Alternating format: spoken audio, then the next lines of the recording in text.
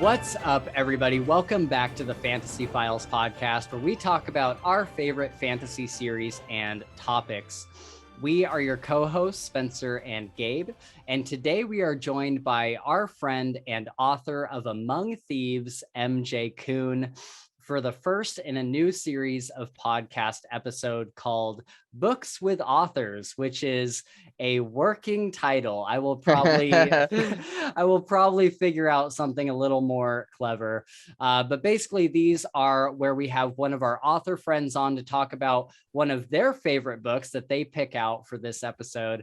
I think this will be a really fun series because it gives us the chance to get a different perspective on fantasy and sci-fi material, as Gabe and I aren't authors, so it might be good to get an author's perspective. We basically just unashamedly stole the idea from the Legendarium podcast. I'm just going to get out in front of that one right now before anyone calls us out on it.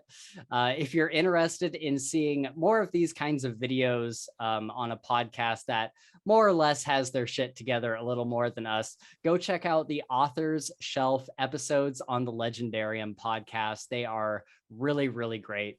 However, if you'd like to support our podcast, then please do all the YouTube things like beating those like and subscribe buttons like they owe you money, and ring the little bell icon below to get notified when we put up new content. Every time you hit those like and subscribe buttons, I cross another one of Gabe's family members off my list of people to extort money from. So do the right thing. You can also follow us on Twitter, where we discuss what we're reading, give book recommendations, and mostly shoot the shit about inconsequential things. You can find us at Files Fantasy. With all that out of the way, let's introduce our guest and talk about what books and media we've been consuming lately. So MJ, would you like to introduce yourself and talk about what kind of stuff you write, where people can follow you, etc.? Sure. Hey guys, my name is MJ Kuhn. I am a fantasy writer. So my debut novel, Among Thieves, just came out last fall. So it's a fantasy heist novel. 6 thieves team up. They're stealing a magical artifact, but each member of our heist team is secretly plotting to screw over the rest of the team. So yeah, and if you're looking to follow me on any of my socials, you can find me at MJ Kuhn Books. That's all one word. Everywhere. I'm on TikTok, Twitter, Instagram, Facebook, all of it. Nice. Cool. And I'll have all that stuff linked below as well. Also, is there a Thieves sequel that just got announced recently, I think? Yes, there is. So a sequel is officially coming. It's slated for next summer. Title is Thick as Thieves, and I'm super excited to share it with you guys. I love the title. Nice. Thanks. Is it a new publisher that took that on, or is it still Orbit? Or it's Saga. It's still Saga. Same one as book 1. Yep. Okay. So, for some reason, I thought you were with Orbit. No, one of the other guys. Nice. Yeah. Cool. Well, I'm definitely looking forward to that. I think I reread Among Thieves before we did that big author group podcast. And by the time I got to the end of it, I was like, man, I am really itching for a sequel to this. So I cannot wait. Is there any sort of idea, like a vague idea of when it would be coming out? I haven't heard anything yet in terms of like an actual day, okay. But I will post as soon as I know. Yeah. Well, as soon as I'm allowed to post. For sure. Yeah. All right. So we're just going to shoot the shit for a little bit and talk about kind of what we've been reading lately outside of Kings of the Wyld, obviously. And not only what we've been reading, but if we've been watching any like good movies or playing any good video games. Gabe, have you been doing anything of note lately? Yeah, man, goes? I have been gaming again. Oh, nice. It's been so long since I really got into it, and I've been playing Overwatch with some coworkers of mine, and yeah, dude, it's so nice. I come home and play for like an hour and a half, and I just love it. I've got to download that. Yes, dude, I remember you should. It's crossplay, man. We can all play. For sure. I remember I was watching that at your house Yeah. before I moved over here. And yeah, you kind of changed my mind on it. I had always been like, I don't want to play Overwatch. It's too like fast paced for me. But then seeing Yeah. you play it, I was like, oh, like I could probably do this. So I Yeah, definitely want dude, to try it. for Yeah. sure. My the coworker that basically got me into it again, he was a like a professional Overwatch player. He's got like I Oh, think 3 or 4 thousand hours in the game and won tournaments and all this. So he's like kind of showing me what's up, and it's that's fun. that's great. Yeah. Uh, And anything then else? Yeah. yeah, TV, uh, not so much. We watched the new or Jackass 4.5 last night. Oh, And dude, that is so fun. It's been so long since I've seen a Jackass movie, is and it they were still just like, funny? yeah, it's still funny, dude. It's probably That's so great. funnier, I would say. Oh, really? Yeah, they really outdid themselves with this one. It was, funny and gross and just all the shit that Jackass is, right? Yeah. And That's so that was awesome. cool. We've still been watching The Flash like here and there, which I will say that I still like it. We're on season 4 and it's still good. Just to demean Spencer right there. Well, I'm glad you're enjoying it. I know, yeah, really am. I know. And then reading, man, I haven't done, so I actually read Kings of the Wild like 2.5 times. I'm halfway through the third read of it, Yeah, just same. back to back, so I could like really soak it up. And yeah, it's been an awesome week to Yeah. listen to that at work, dude. For sure. Yeah, so that's pretty much it for me. Sweet. MJ, you been reading anything, playing anything, etc.? Yeah, I'm in a bit of like a slump with video games. I haven't gotten like into a game in a little while, but I've been doing a lot of reading. So right now I'm about halfway through The Stardust Thief by Chelsea Abdullah. Just came out. It's very good. Super interesting world, like really vivid, and the prose is just really pretty. So that's been fun. And then like TV and movies. I haven't watched a ton of movies lately. Like I still haven't seen the new Thor, so no spoilers. I haven't either. Okay, I was like, I'm behind. I know. I'm like, Yeah. But like, TV, obviously Stranger Things that came out a couple weeks ago. And then just finished the latest season of The Boys. Oh, was it good? Yes, it was. I mean, yeah. If you liked the first couple seasons of The Boys, you will like the last. I'm always hesitant to recommend it because it's like I know it's so a little bloody. Yeah, it's a weird series. Like it's definitely not like a TV show you could recommend to your parents or anything. Oh, you know no, what I mean? right? Or like, talk about it at work or something. Yeah. I know. Yeah, I've been meaning to watch the is it the third season that just came out? Of there's so much TV out right now. I still haven't finished the third season of Barry. I need to go back and do that. Haven't even started The Boys. What was the other one I was watching? Westworld just came out, and I got to go back and I gotta like rewatch the third season so I can go into the fourth season with having any knowledge of a what's memory going of on. Yeah, anything what's happening. Yeah. Yeah, it's been like what's it been like three or something years since the last season came out. It's been quite a while. So yeah, I say all that to say I haven't been watching a whole lot of TV shows either, except we are going through Mr. Robot right now. Yeah. And I do need to start the fourth season for our next episode on that. Likewise. I haven't even started that yet.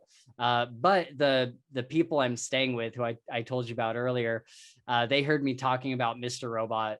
And so the other day I went upstairs and they're like, oh, we started watching Mr. Robot. I'm like, oh, and they're like, and they're much older. And I'm like, oh, did you guys enjoy it? They're like, no. They're like, it's so depressing and nihilistic. I'm like, well, yeah, that's kind of the point. Right? Our generation's media. I know. Exactly. So as far as what I've been reading, the only thing that I've read since our last podcast episode, I think, actually really the past couple of years, I've really gotten into Dean Koontz. And you know, I've only read one Stephen King book, and that's the Gunslinger. So I'm more of a, you know, I haven't really given Stephen King a chance, but I'm more on the side of Dean Koontz, I guess. Yeah. I always get a lot of shit for that. But I'm a huge fan of his. I loved Soul Survivor and Watchers. And then I read a few other ones this year. I think I read Lightning and Twilight Eyes was the other one I read. And so far, Soul Survivor and Watchers are my two favorites. Yeah. But I just this last week, just before Kings of the Wyld, I read one of his books called Winter Moon. And man, did I want to DNF it. I wanted to DNF it so bad. But I was like, no, I consider myself like a Dean Koontz fan. I have to see it through to the end because he always pays it off in the end. And this probably had one of the most like lackluster endings ever. But it was, and again, like I'm giving it a lot of shit, but it was fine. Like it was fine. Like, and I guess it just doesn't compare to like the other ones. His other books like blew me away, like completely blew me away. And so Winter Moon, like it was a fine book. And so maybe it's just the comparison between that I think brought it down so much for me. But a lot of it was just kind of boring. But there's this one thing at the end, and I laughed. And I don't know, it's probably not going to make any sense to you guys. I have it quoted here. You guys probably won't even find it funny, but the whole book is just like so boring. And all the characters are so just vanilla and bland and just super, super boring. And you get to the end and so it's kind of like, I'm not going to go through the whole thing, but basically this family is living out kind of on this ranch in the middle of, I think, Montana. And there's like this big snowstorm going on. They're all snowed in. And there's like an alien kind of predator type thing that's like running around the house and trying to kill them, right? And so the dad of the family like goes out and he's like trudging through the snow with a shotgun, trying to find one of his closest neighbors to like get some help. And he finds his neighbor. He's got like this big snow plow thing, and he's like, "Hey, I need help. My family's in danger. Like, please come and help me." And so this guy's like, "All right." And they get up there and the house is like on fire. And the guy's like, "What's going on?" And he's starting to get really suspicious of everything, everything that's happening. And he's like this the narrator that does the voice for him. He's just like this super country, like exactly what you would expect kind of hillbilly guy. And he's getting really suspicious of this family. He's like, "What is going on here? Like, are you guys really in danger?" And all this stuff. And the dad is like, "Fine, I'll tell you, it's aliens." And he's like, or no, he's like, "We're dealing with something from out of this, not from this world." And the hillbilly guy goes, "Aliens?" And he goes, "Yes." And this is like the only comic relief of the entire book. And the dude goes, "Well, I'll be a meat-eating son of a bitch." I knew I'd see one someday. Give me some of that gas. Let's roast these fuckers. That's awesome. Like, where did this come from? And I was like, it just came out of so far out of left field that it just had me dying laughing. And I think the whole book was worth it just for that moment. That's awesome. One line. Dude. Oh my God. Real. I was crying laughing. So anyway, yeah, that's the only other book that I've read. I also went and saw the Elvis movie. Oh. I don't know if you guys seen the trailers for this? No. You haven't, dude. You should look up the trailers.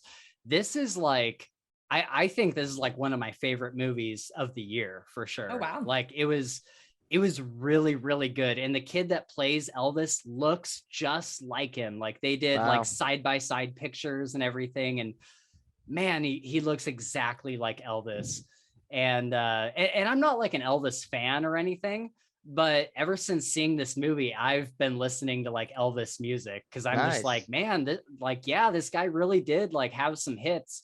and just getting to see like his whole life and how everything came together. It's such a weird, really weird, interesting story of really like who would be considered like the first rock star. And I went and saw it with my buddy David, and we were sitting there in the theater, and Elvis goes up to do his very first concert at like this kind of country fair type thing. It's like this little fairground type place. And he gets up there and he's, you know, doing whatever his first song was, and he's dancing and everything. And people in the crowd had never seen anything like this. And so they're all freaking out. And I turned to my friend and I'm just like, could you imagine being at what is essentially the first rock concert? Like that's the first time anybody had seen anything like that. And so the whole movie kind of taken in that context was really, really cool. And it had a really fantastic ending. So that's definitely my recommendation for the week is go see the Elvis movie. It was really, really good. Awesome. Yeah, I think that's about it. I'm still playing BioShock Infinite, and I still can't beat that last fucking level. It's so hard. It's so hard. What difficulty are you on? Dude, I'm on easy. I had to move it down to easy. Wow. But have you played BioShock Infinite, MJ? I have not. I have heard man, it, though. it's so good. It's one of my top 3 favorite games of all time, but you're stuck on this Zeppelin in the sky, and other Zeppelins keep coming by and dropping off like waves of bad guys. Yeah. And so you're stuck in like this little tiny area trying to move around and like shoot all these. It's so Is it hard. one of those things where like all that shows up on the screen is the word survive? For Yeah, your objective, and you're like, oh God. Yeah. Like, here we go. Yeah. Let me stretch Yeah. out a little bit here. Right, exactly.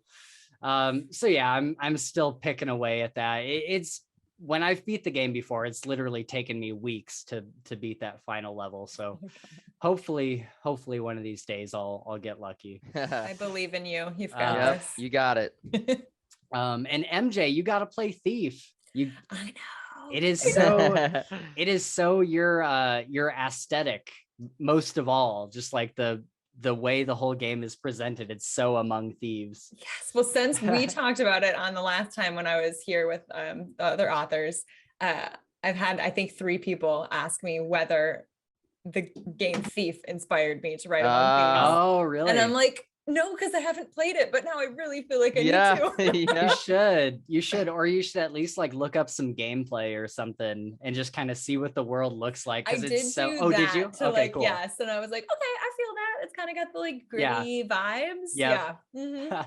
But I do need to play it because it looks good. So. For sure. All right. Well, unless anybody else has anything to add, we could move into our spoiler warning for the day and talk about some Kings of the Wyld. Let's do it. Let's do it. All right. So everybody, this is your. Did I even mention at the beginning of the episode that we were talking about Kings of the Wyld? I don't think I did. I think I just said we were. They're gonna find Oh out. well, yeah. It'll be in the thumbnail. In the title. Yeah, people who click on the video know what they're getting into. Yep. All right, guys, this is your spoiler warning for Kings of the Wyld by Nicholas Eames. If you have not read this book, I would recommend turning away now. Go get the book, read it, and come back so you can join us for this discussion. Spoilers in 3, 2, 1. You've been warned. All right, so let's start with our general thoughts, first impressions of Kings of the Wyld. Whoever would like to start us off. It's a badass book. Yeah. We were talking a little before we hit record that I'd been recommended Kings of the Wyld probably a dozen times before I actually picked it up. So my expectations were roughly, the height of the moon. And it still managed to meet or exceed them. As I was reading it, I was like, this is going to be like a new perennial favorite. Like this is going to be a new like annual reread, right? Yeah. Yep. Yeah. And speaking of rereading it, I read through it one time and I liked it. I liked it a lot. but I was like, I don't know if I'll reread this anytime soon. And then I did a second reread this week, like Gabe said, just to kind of get everything cemented in there. And my second time through the book, I was like, I think I'm gonna reread this a lot. Like it was really funny, man. I mean, like it had like a great story and everything, but this is a funny ass book. It is. And like a new comfort read almost. Yeah. You know what I oh mean? yeah. Yeah. And I feel like the humor in this book is the exact same as like the humor in the Dresden Files. I don't know if you've read the Dresden Files, MJ. I haven't yet, but that's another one that has been recommended to me about a million times. So yeah, eventually it will happen. for sure.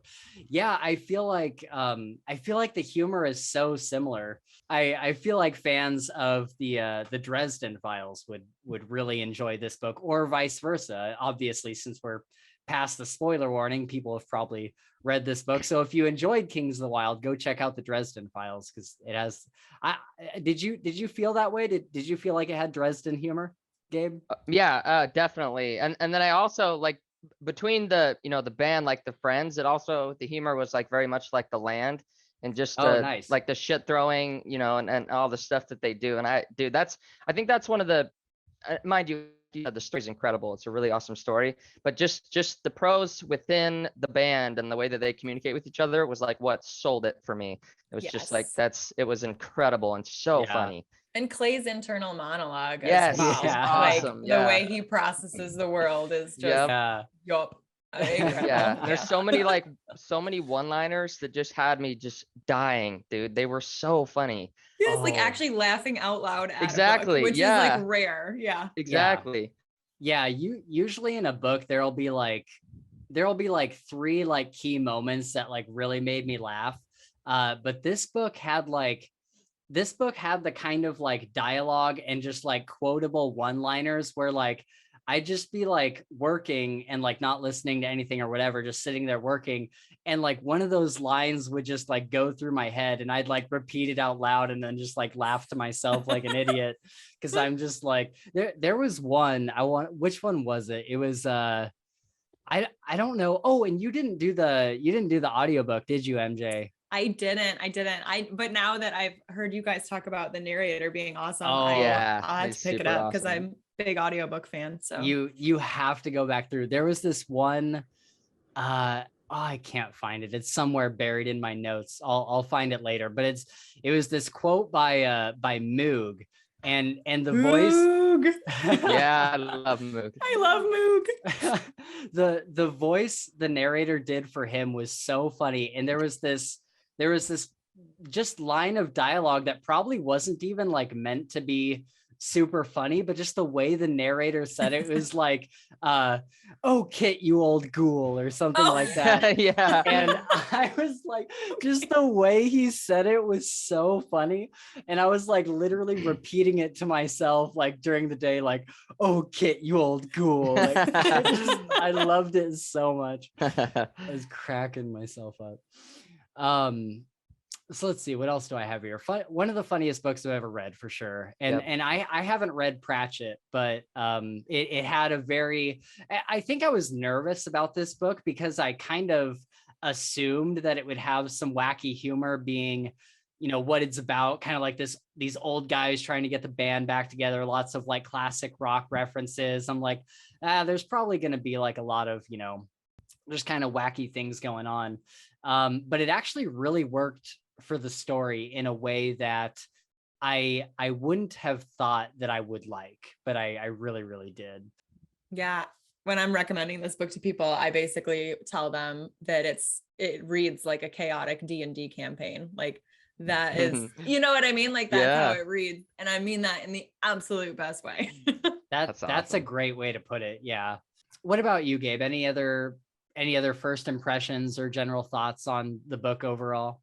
Yeah, so I mean, I'm kind of in the same boat as you. I read it the first time and I really did enjoy it, but I don't think I started grasping like the smaller like little nuances that were in it until the second read, and that just compounded and made just an awesome book. And really, it's all been said, man. I think the storyline was like set the comedy value aside, like it is a really good story. Yeah. And just the whole idea of like, you know, these former 20 years ago bandmates who were like the most badass band ever, and they did crazy things, you know, slaying dragons and all this stuff. And seeing them all like just kind of like old and like a little decrepit and like, Yeah. you know, they're like forced to like get back into the groove was just really awesome to follow through. So yeah. Yeah. Yeah. Well, it's like one of my favorite moments is like that in like the very beginning when they first set out on their journey and they run into Jane. Yeah. Oh, yeah. They get their asses kicked. Yeah. Like, Yeah. Yep. like, yeah, you're rusty, guys. Yep. Yeah. Exactly. Or like Matrick when he gets away from Lilith. Yeah. And he's so he's gained so much weight that he can't like draw his daggers. Yeah. And so he's like trying to be like this smooth, like swarmy rogue that he used to be, and just like kind of draw out his daggers real quick, but he just can't quite get it. Yeah. I love that. And then Poor Matrick. there was another moment later where I think it's when they're on the ship, they're fighting on the ship, and Matrick like dispatches someone, and he looks back at Clay and like spins his knives through his fingers, and one of them goes like fumbling out, and he has to like catch it across the Oh, I forgot about that moment. Yeah.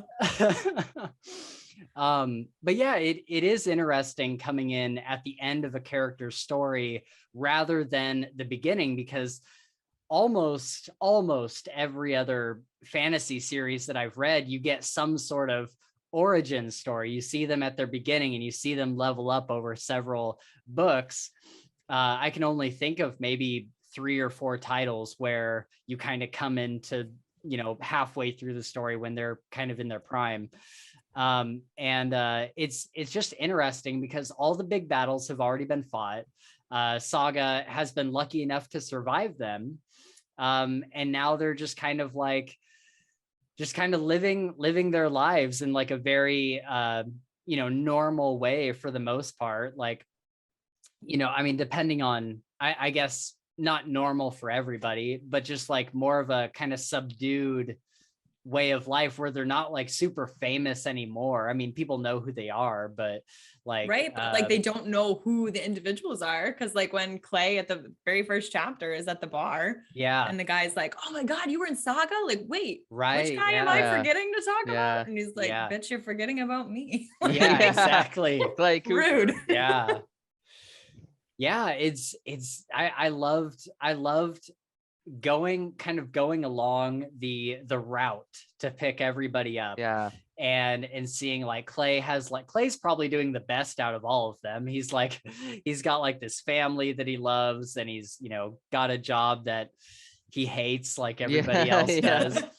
And then we go and we get and then Gabe comes on, and he's kind of a vagabond, and he's kind of been like roaming and had to sell his sword for various reasons. And then we go on to I think Moog Matrick is the next one. Or yeah, Moog and then Matrick. Moog, Yeah. yep. And, who is basically peddling magical Viagra. Yeah, exactly. What's it called? The Phallic phylactery. phylactery. Yeah. From zero to hero. Yeah. By the way, I love when the phallic phylactery bomb goes off and everybody comes through the portal with just like an erection. That was so fun. Yeah, dude. There was even a quote where one of the henchmen or whatever that came through the portal. Clay's like, hey, do we need to give you a minute? Like, yeah, and do I need to give you some time? And it says that he like tried to like turn to the side to like hide it, but it made it worse. Oh my God, that was awesome. But yeah, so Moog is making his Viagra, but he's also got the rot, and he had a husband who died several years ago that he's kind of been mourning. He's been cooped up in this tower running various tests on animals. I don't know different creatures, how ethical that is, but yeah, dubious tests on animals. and so yeah, he's doing that, but he's game to come on the trip right away. Yeah. And so then they go and get Matrick, and he's the king, but he hates it. Yeah. Say he is also very game to come Yeah. on board right away. Yeah. He's Oh my like, get me God. out Like, of here. move, kill me Yeah. tonight. Yeah. And then we find is it Ganelon or Gamelon? Yeah. Is it with an Ganelon, yeah, with with an an N. N. Ganelon? Okay. Yeah. So Ganelon is Han soloed up in in the quarry, and they gotta get him out of there. And he was probably I mean, I guess he was game to go along. He was probably like, well, I don't know what else I'm gonna do. Yeah, that's kind of the vibe that I got too. He's like, well, this is where I like left off, so why not just go? Just again. keep going. Yeah. Lucky for the rest of them that he came though, because For real, he's awesome. I mean, he's like the game changer. he saved their asses so many times. Yeah. So it's kind of sad that we won't be getting another like book, another like sequel in the story of these guys, at least.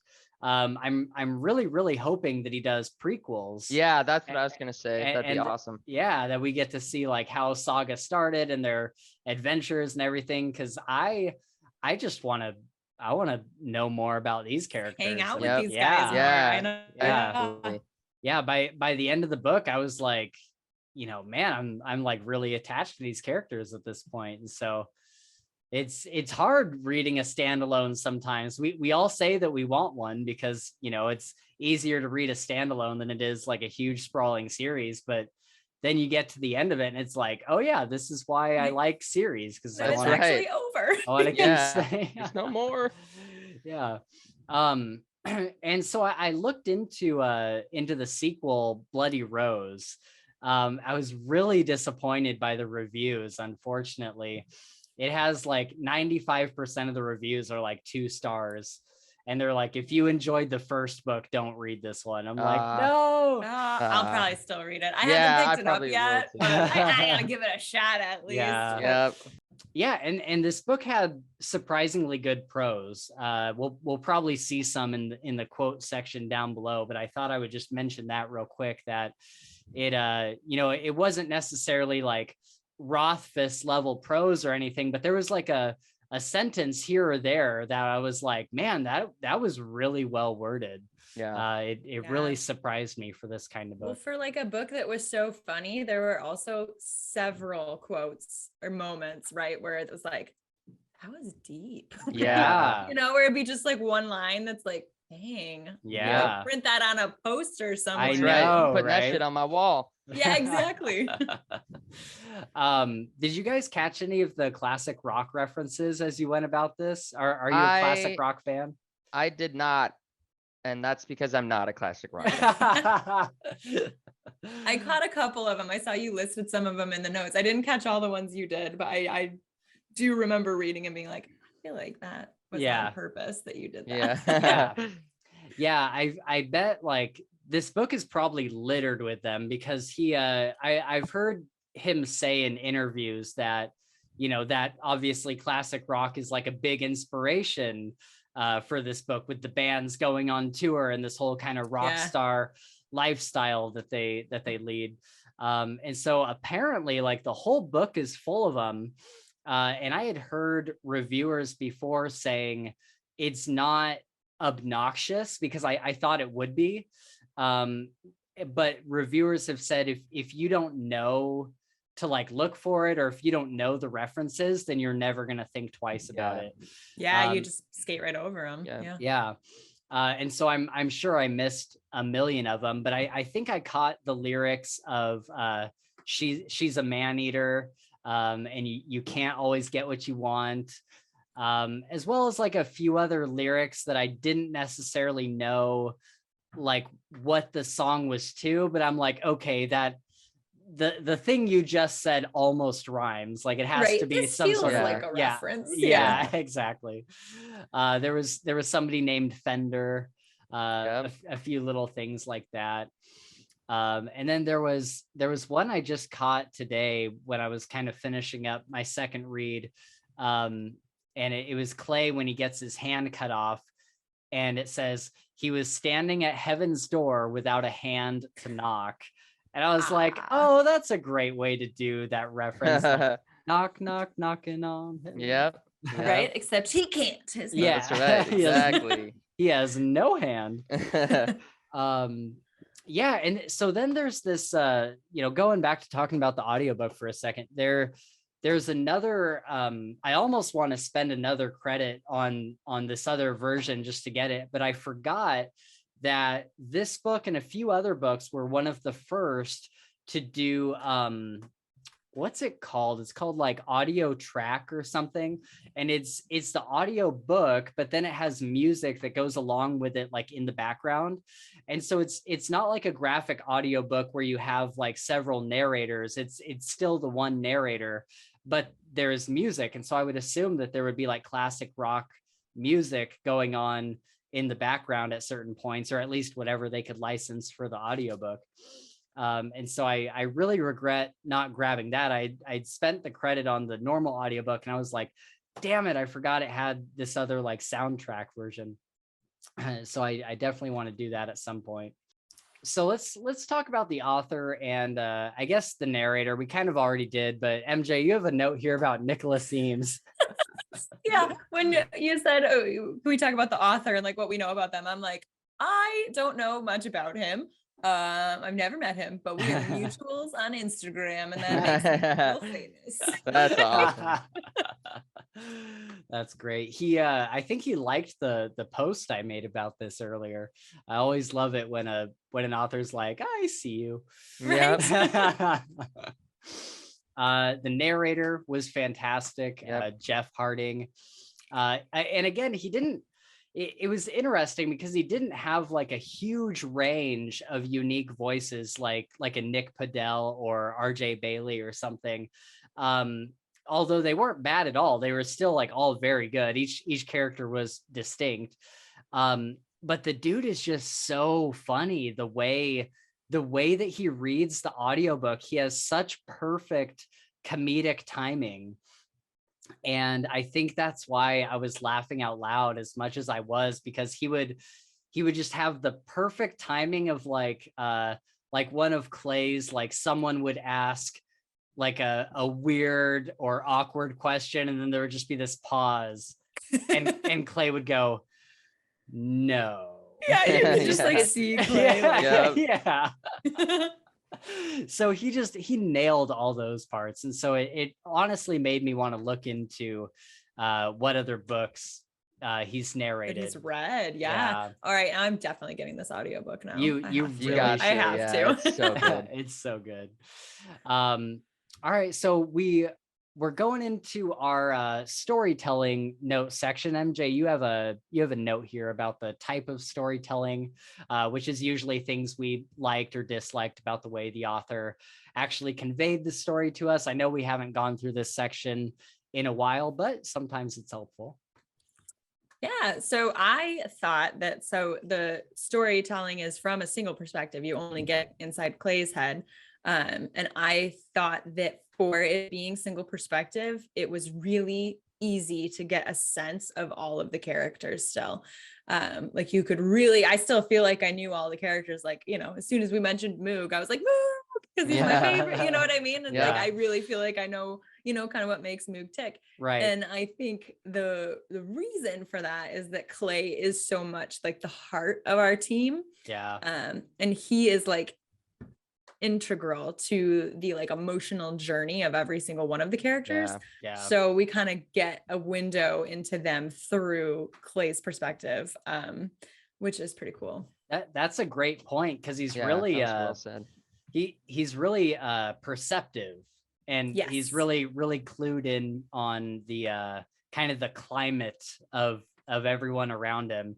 But he also like it's so funny because he also is like, would you say that he's a man of few words? Am I right in that? Or is he, I feel like he's kind of like introspective, definitely, but kind of like not shy, but like just very, yes, no, kind of. Yeah, he feels kind of withdrawn to me, almost, sort of. And I think it's like, I also read him as like the most underrated member of the team, right? Like he's kind of like the forgotten guy. Like his legendary weapon is a shield, which is very cool, but it's not a sword, you know what I mean? Right. So I think that maybe that's a piece of it where it's like he seems like maybe the least quote unquote important member of the band, but really, like, without him they wouldn't make it very far, you know? Right. Yeah.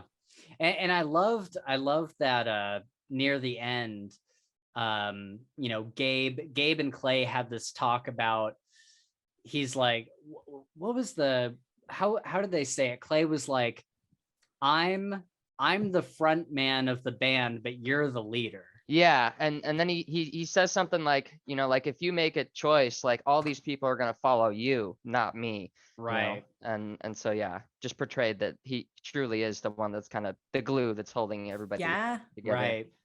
And people just have this like kind of inherent desire to like follow him and just kind of be wherever he is, because he's, I don't know. I thought that was kind of interesting too, because until it was explicitly stated in the text multiple times, I never really got the vibe that Gabe was the leader.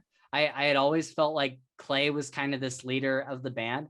And so it was interesting to hear that, how Gabe, I mean, I guess Gabe is just kind of like the poster child of the band, right? Exactly. Like he's the guy in front. Yeah. The pretty boy with the magic sword, right? Yeah, exactly. Yeah.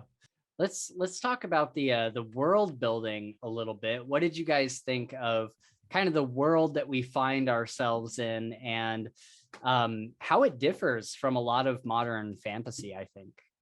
So I've always enjoyed, and I don't know if I would call this a trope per se, but I always enjoy the setting, right, where you have civilized place and then there's, you know, woods or like, you know, a desert that's just teeming with like creatures and fae and people that'll want to destroy you. So that's always just been something that I've been drawn to, and so I really like that. I like kind of how you know, the kingdoms are set up and you have the wilds, and then you have all these like different, you know, like Cold's Pass and all these things, right, that are ways to get through it. So I really did enjoy the world building. I thought it was cool to bring, you know, like flying ships into it too. I really enjoyed that they had that option. Yeah, that was cool. Because that's always fun, right? And yeah, I mean, it was cool. I really enjoy all the fae creatures too. Like you really went all out with the fae. I mean, there's kobolds, there's, you know, there's Ettins, which, mind you, the Ettin, Gregory, and Dane, probably one of my favorite characters. And only because, dude, it was just heartwarming. It was so cool. I know, and it was so sad at the end. And so I really enjoy that. And they've got, you know, like wyverns and dragons and all this stuff that was really like truly pulled out of like folklore. Because like, you know, in the land, like there's, you know, there's same thing, wyverns, but I feel like in this book they really like went a little bit further and like really brought them all out. The horde. They really filled it out, didn't they? This world feels populated and it feels alive. And I thought it felt really a lot like The Witcher, where you know it's very like storybook. There's kind of every fantasy thing that you can think of. I usually call that kind of stuff fantasy, where it's just very like every magical creature or thing you could think of is kind of in this world. It's here. And it kind of differs from a lot of modern fantasy that and I like this about modern fantasy as well, but a lot of the modern fantasy worlds are kind of toned down a little bit, like in Mistborn. Really the only like fantasy creatures you have in Mistborn are like the Koloss and whatever the wolf guy was, the Chimera or whatever. I forget. I forget what his been so long race since was I've called. read that book. But yeah, you really only have like 2 or 3, and I feel like a lot of modern fantasy is going that way, where it's mostly like humans with maybe 1 or 2 other like species or magical creatures. And then then you have books like this where it's just like everywhere. Like it's not uncommon to see like a goblin in the city selling his wares or whatever. Right. Like just chaotically fantasy. Yeah. That's, I think I said it was unapologetically fantasy filled, because it's like, we're not even trying to like set little boundaries on it. Cause like you compare it like to like a Game of Thrones, right? Or a Song of Ice and Fire, where it's like, it's a humans and you're focusing mostly on humans talking about human stuff. Right. And you have dragons and then the the whites, and that's it. And then here it's like, no.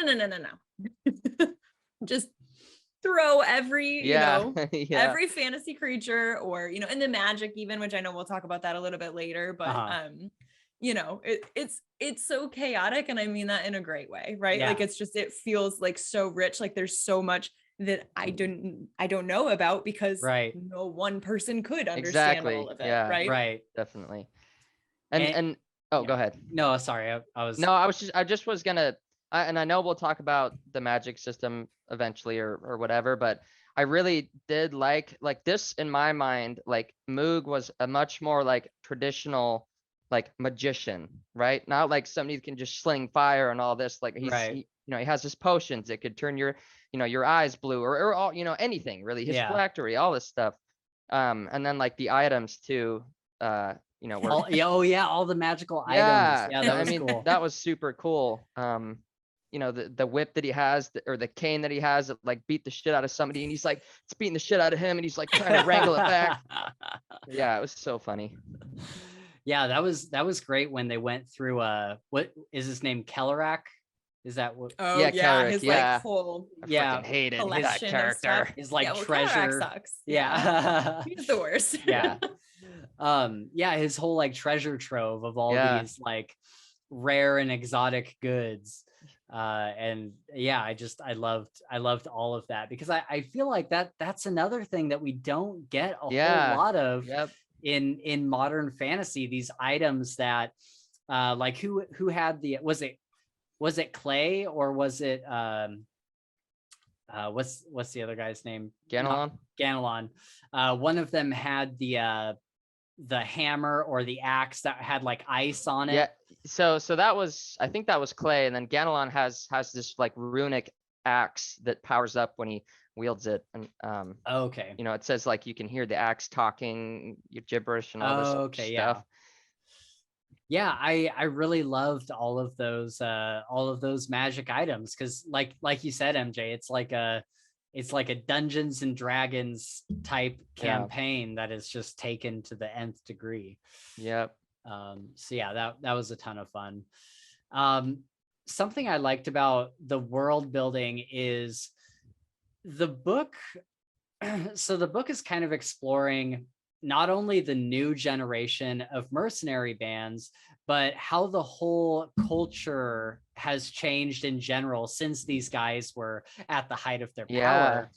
And they kind of, come back on the scene, and they see how many things have changed, like all these new bands that are just wearing like all this fancy armor that doesn't really do anything. And they basically pay, like they basically subcontract other orcs and stuff to follow do them their and change.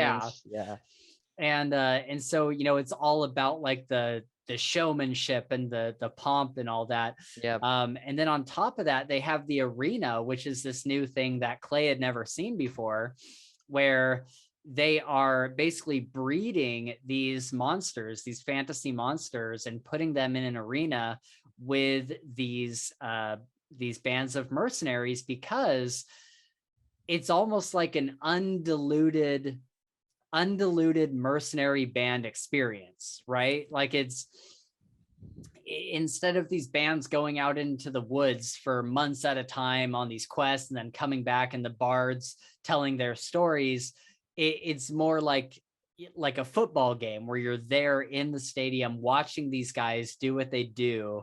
And everybody can tell the story versus this one bard who followed them for a while.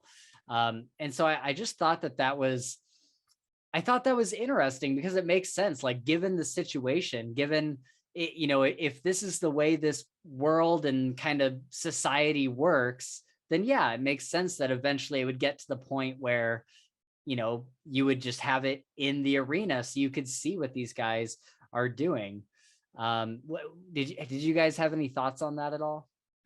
I mean, I think that was well said. It was definitely, I mean, it wasn't surprising, but yeah, I mean, you pretty much said it all. It was cool to see the differences, and more so than just the differences, but like the shock on their, like, they're like, this is what they've been doing. Like, Right. they were just like, how the fuck can anybody, like, believe this stuff and whatnot. So yeah. They almost like found it disgraceful. Yeah, exactly. They were like Yeah. disgusted Which, by it. like, fair though, because Yeah, then oh, instead yeah. of like the point of a mercenary band, right, was to go out and like save a village from whatever. Yeah. And instead they're just like, They're like faking it basically- until they make it. Pretty much. yeah, right. They're just fighting for no reason. A creature that was bred to die. Be killed in Yeah. the arena. That's Yeah. great. Yeah. And another thing that was kind of interesting about that too is they mentioned that eventually, like, there's still like monsters here and there that'll attack a town, but they mentioned at some point in there that it got to be where there was so many mercenary bands that there wasn't a whole lot of work because all of the towns had been saved, all of the princesses had been taken from the towers and whatever. Like it all kind of already happened, and everything was so I guess diluted to the point where they need this like concentrated place where they can do these things. And yeah, I just found it really cool that the author thought of kind of how the world would work in this next generation of mercenary bands. That was something I was hoping to see before I started the book, and I'm really glad it was in there. Yeah. It also made me kind of think of, I know this is kind of a tangent, but it kind of made me think about video games a little bit, how like, for those of us that used to be like really into like World of Warcraft and stuff like that, it used to be like, you would watch like this 2 or 3 hour video that people would upload of like these big raid guilds that would go into like the big dungeons and take down the boss or whatever. Like, people would follow these raid guilds to see them take on whatever the newest update was in the game, right? And now we watch things like Overwatch and other esports like that, where we're seeing like this concentrated, like, 10-minute match of people shooting each other and one team wins. It all happens very fast. And so I don't know, that was just where my brain went. Yeah, that's good. And it totally makes sense. I would totally agree with that. Because I remember, like, I had a good friend, like when I was like 7 years old, 7 or 8 years old. And his dad would do these huge raids in World of Warcraft, and we'd sit and watch him. It's like an 18-person raid, right? They're all lined up, just attacking this monster. And so, yeah, that was well said, and I would agree. Oh, I kind of love these little things that don't really get explained because, again, it's like a standalone. Well, 2 reasons. It's a standalone, but also, like I mentioned, we're coming in at the end of these guys. I mean, we're well past their career. We're coming in at the end of these guys' lives. They have a history together. And so I love these little things that don't get explained, like Moog saying, like they're on this cart and they're going through the city. And Moog says, "Have I ever told you why it says suffer no tyrants above the gate?" And everybody's like, "Yes, you've told us 100 times." And then it just doesn't get explained. It just sits back down. Yeah, and then it's just left. It's like, so the reader doesn't even like get an explanation. And I love that because it makes it feel lived in. Like it feels like, why would it get explained to the reader? If the rest of the crew has heard it 1,000 times, there's no reason to outwardly express that just for the reader's, knowledge or whatever. Right. Well, and it rings true, right? For a group of people who have been really close for a really long time, right? Yeah. Like, you've heard all the stories, like we know. Right. Yeah. Exactly. And then I also love the quick bits of world building that are just kind of stated quickly, and they just kind of put it out there without much further embellishment because there's not time to build all that stuff up slowly in a standalone. You kind of just have to, this is the world, here it is. And he kind of Nicholas Eames kind of does that in like 1 or 2 sentence spurts, like, this is the city, this is the way it is because it's the way it is. And it's like, and I love that, because like, yeah, sometimes I want a book where it doesn't take like 3 books to figure out the history of this whole city, or the history of like this species of bird or whatever. Yeah. Well, So. I think another point that's really strong about Eames's writing is that he is really good at summing up everything you would like kind of need to know to get the vibes of the place in like 1 sentence. Right. Like, I really wish I could remember exactly the phrasing, but when they go to the city where Caloric is, doesn't he say something like, it was like, they left the baby with some irresponsible babysitter type, you know what I mean? And no one came home, right? Is like basically what happened with the city. And it's like, oh, okay, it's like a lawless wasteland. Like, I get it. Right. Yeah. Sure. It's, I think he's just really good at like quickly being like, yeah, this is the deal with this place. Yeah, I absolutely love that about it.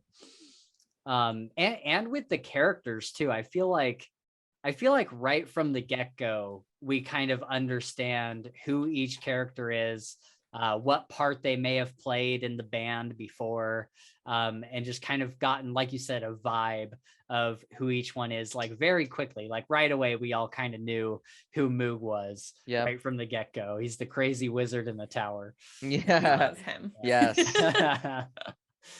All right, speaking about Moog, let's go into some of the magic we get to see in this book. Do you got a note here, MJ? Yeah, I think that we kind of talked about this a little bit, and just the world building in general, but like the magic, it's not like there's super hard magic rules that we know and understand. Like, these people could do this, and there's spells and for this, that, and the other thing. It's like kind of chaotic. And again, I mean that in the best way. Yeah. It just works for whatever reason in this context. But yeah, there was just some really great pieces of magic. In my notes for this question, I literally just wrote moon. Because he has such great moments. Like, I think one of my absolute favorites is when they bump into Larkspur, and he like throws something and seems to miss, and Clay's like, oh, good looking out, buddy. And he's like, you're welcome. And then a second later, like, people just start giggling, and it's like he's released this like laughing gas basically into the tavern, and it like saves the day. What did he call it? The jesters. The jesters. You're right. Yeah, it's what was it called? The jester's jest, maybe. I don't. Oh, it's something like it was good. Or the jackal's jest or something. Yeah, that's it. Jackal's jest. Yes. Yeah, I thought that was awesome. Oh my god, it was, and I loved how like everybody heard. Everybody was laughing at something different. Like every time someone would come out of that tavern, someone would come out laughing and being like, owl bears, what the hell are you talking about? And like, so they all like saw something different or heard something different that made them this just way. Set them off. Yeah. And then Ganelon, dude. Yeah. Or even Clay is like, this sounds wrong. Yeah. Because up to that point, he's just been this very stoic, like mean kind of guy. And then they get on the boat, or they get on the ship. I think it was the sky ship at that point. Yeah. And like he's still laughing and he can't stop. And they're like having I forget what the exact quote was, but somebody said something like really serious, and it's like Ganelon just goes and just like starts like laughing, and like somebody like takes him and like walks him away. Like, we need to brings him to bed. Yeah. So yeah, I loved that scene. And yeah, like you said, there wasn't really a magic system. It was kind of wacky, and it reminded me of do you guys remember like those card games that were popular in like maybe like the early 2000s, where it was kind of like fantasy based, like almost like Dungeons and Dragons, but it was all wacky. Like it was like one card would be like an item card would be like a sword, but it's like a rubber chicken, like the Munchkin game and stuff like that. Yes. And so that reminded me a lot of this magic system where it's just weird and it just works for the plot. Yeah, so And it's not too self-serious, right? Right, And that's yeah. like, I think what makes it all work so well. Yeah. Right. And I think my favorite was Moog's hat. Yes. Which I one? saw that in the notes. Right. I forgot about you. Just like literally, you wrote Moog's fucking food hat. I forgot about the food hat because it's been like a month or two since I've read the book. But yeah, the food hat. Oh, Yep. he just keeps pulling like chickens out of it. And I loved how like I loved how when he first gets it, they're like looking around. God damn it, what's his name? Calyrax, yeah. They're looking around his whole area, and Moog just says, "Ooh, I win. And people are like, what? And he grabs this hat. It's like a stereotypical wizard. It's got like moons and stars on it, and Clay's kind of like, yeah, Moog, you win. And Moog's like, just wait. And he just starts pulling chickens out and throwing it to everybody. You get a chicken and you get a chicken. And then the food hat saved the day. Yes. And then the food hat saved the day. They gave it to the cannibals. Yeah. Yeah, I love that thing. What was the other he had a bag that he could put stuff into. Yeah, so it was just like a endlessly. bag of like spatial folding, basically. Yeah. He could fit anything in there. He said they were talking about putting Matrick in it, and he's Yeah. like, "Oh no, you don't want to do that. It's a vacuum. Yeah, You'll die." I had a cat. I He's had like- a cat once. Yeah.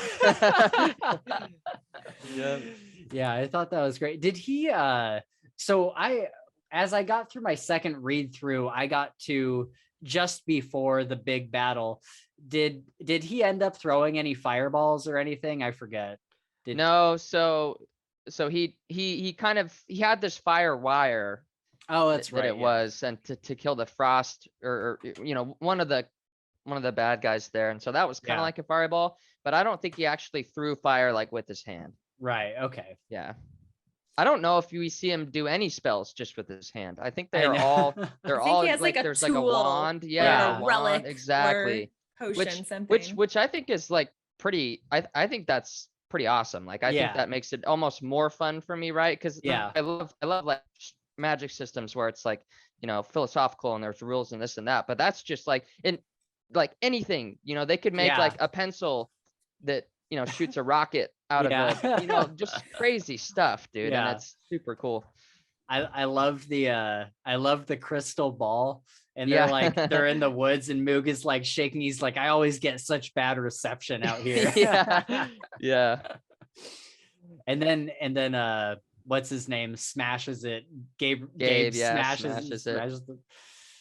And then later Moog's like he's talking about the crystal ball, and he's like, oh yeah, he's like wary about touching the subject. He's like, and Gabe thankfully like disposed of it for me. kindly disposed of it. Yeah. Awesome.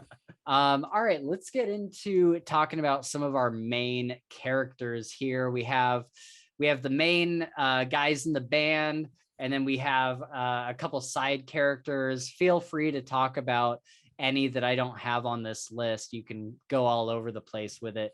What were some of your guys' favorite characters? Let's start with the band. I would have to say Moog. Oh, probably. Yeah. And I think you guys would probably agree. I just think that the comedic like relief and value that he brought to the group, mind you, like I think Ganelon's pretty funny too, just because of a straightforward nature. Yeah. But Moog is just like, he's like a hoot. I mean, he's like your typical like wacky, zany character, and it's so fun to watch them interact or watch him interact with some of the more serious like Clay or and just but he has so much heart too. He does. Yes. Moog is such a great character because he is that wacky wizard character. Yep. But also he has like this really heartbreaking backstory. I know, and and he's on this like really serious mission for himself. And I love him. Yep, me too. and you can tell that he really loves the other guys in the band. Oh yeah, like definitely. he's like really their friend. And he even And- cares a lot for like for instance, like when he meets the Etten, like Oh, like yeah. Clay's like, oh, Moog, the ever amiable one, runs up to him and shakes his hand. I'm Arcadius Mood, so nice to meet you. Yeah. Whereas like everybody else is like, I don't want to go near that Where thing. it's like, Yeah. Yeah, don't know this which guy. which is awesome. Yeah, for sure. No, I think I was going to talk about how Moog is always like trying to like explain magical concepts in detail, and the rest of the band just like cuts him off. They're like, I don't care. Yeah, they're like, yeah. just whatever. Like Moog, we've heard it before. Yeah. Right? Just do the thing. Yep, do the They're thing. like, or like Moog will do it at the worst times where they all really need to move, and they're like, Moog, this really isn't the time for that. Yeah. A socially unaware king. We Yeah. love him. I think like so I loved all these characters. I really did. But I think for some reason like Matrick is just my favorite. Just Yeah. because like he's this old like rogue character who just can't hack it anymore, and he's just so just absolutely foul and like Uh-huh. and like I loved one of his first scenes where they're going to get him. They're like, oh, he's the king, he obviously can't leave, and he even tells them like, I have a whole like country to run or a whole city to run or whatever. He's like, I definitely can't go, like in front of Lilith. And then she leaves the room and he like turns to I think it was Right. I think it was Moog that he turns to, or Get me Moog out of here. Moog turns to Yeah. him. He's like, well, it's too bad you can't. And then he says, get me the fuck out of here. And then then Moog says, Matrick, what about, he says, I said, get me the fuck out of here. Like, And did I'm I stutter? Yeah. Oh my God, I love that. And then they go to like they're on their way to like whatever that meeting was, and he mentions he's talking about Lilith and how the guards like won't let him leave or anything. He's like, all the guards are loyal to her for some reason. Right. And Clay is like, Yeah, I know Why? why. I know Interesting. why. Oh my God, that whole situation was like so sad but so funny. Yeah. It's so gnarly. And then we have let's see who else. Oh, let's talk about Clay. Might as well talk about Clay. Yes. We talked about him a bit. It looks like you have a note on him here at MJ. Yeah, I think that Clay Cooper might be my favorite like male POV protagonist in any fantasy novel I may have ever read. And there's many that I like, but I love Clay Cooper for a lot of reasons. Yeah. I mean, like, he's a good guy. He has like a fascinating and like heartbreaking backstory when you get like those flashbacks to when he was a kid. Like, oh my God, like some of those are like knife twist. Yep. Yeah.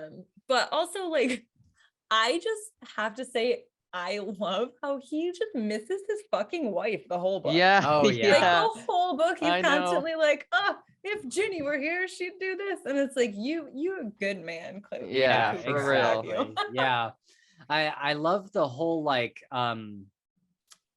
parallel or dichotomy or whatever, where they're on like the sky ship, and Gabe is at the front of the ship looking forward to his Rose, and Clay is on the back of the ship looking backwards towards his family. Towards Tally and his wife.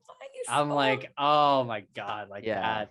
I'm like, heart. I want like fan art made of that, of like the sky ship and then them at either end looking in that would be opposite sick. directions. I think that would be such a sick, just artistic piece. These are moments when I wish I could draw anything. Yeah, I for know, real. right? I know. You gotta contact Chris McGrath and say, hey, Oh, I got yeah. an idea for you. Oh yeah. Right? By the way, MJ, did I tell you that we interviewed Chris last We week? had him on the podcast. Yeah. Oh my God, I love it. I will have to go back and or is that episode out yet? It's at the it's time of not out. recording? It'll Okay, probably I was like, I haven't seen that one. yeah, it'll probably be out in a couple of weeks, but apparently we're the only interview he's given since like 2006 or something. Whoa. And even that one is the only other interview in existence. And so I'm like, holy crap. And I've Pretty been wild. yeah. You're like, no pressure. It's Yeah. fine. Yeah. He's a really cool dude though. He was Yeah. super down to Yeah. earth and just Yeah. like totally willing to just chat it up. And Just yeah, it was chat. cool. Well, yeah, I've never Yeah. actually like met him, but I've interacted with him a few times on social Yeah. media, and he's been just like the nicest person. Yeah, I've ever yeah. met. So Yeah, Yeah. he was super cool.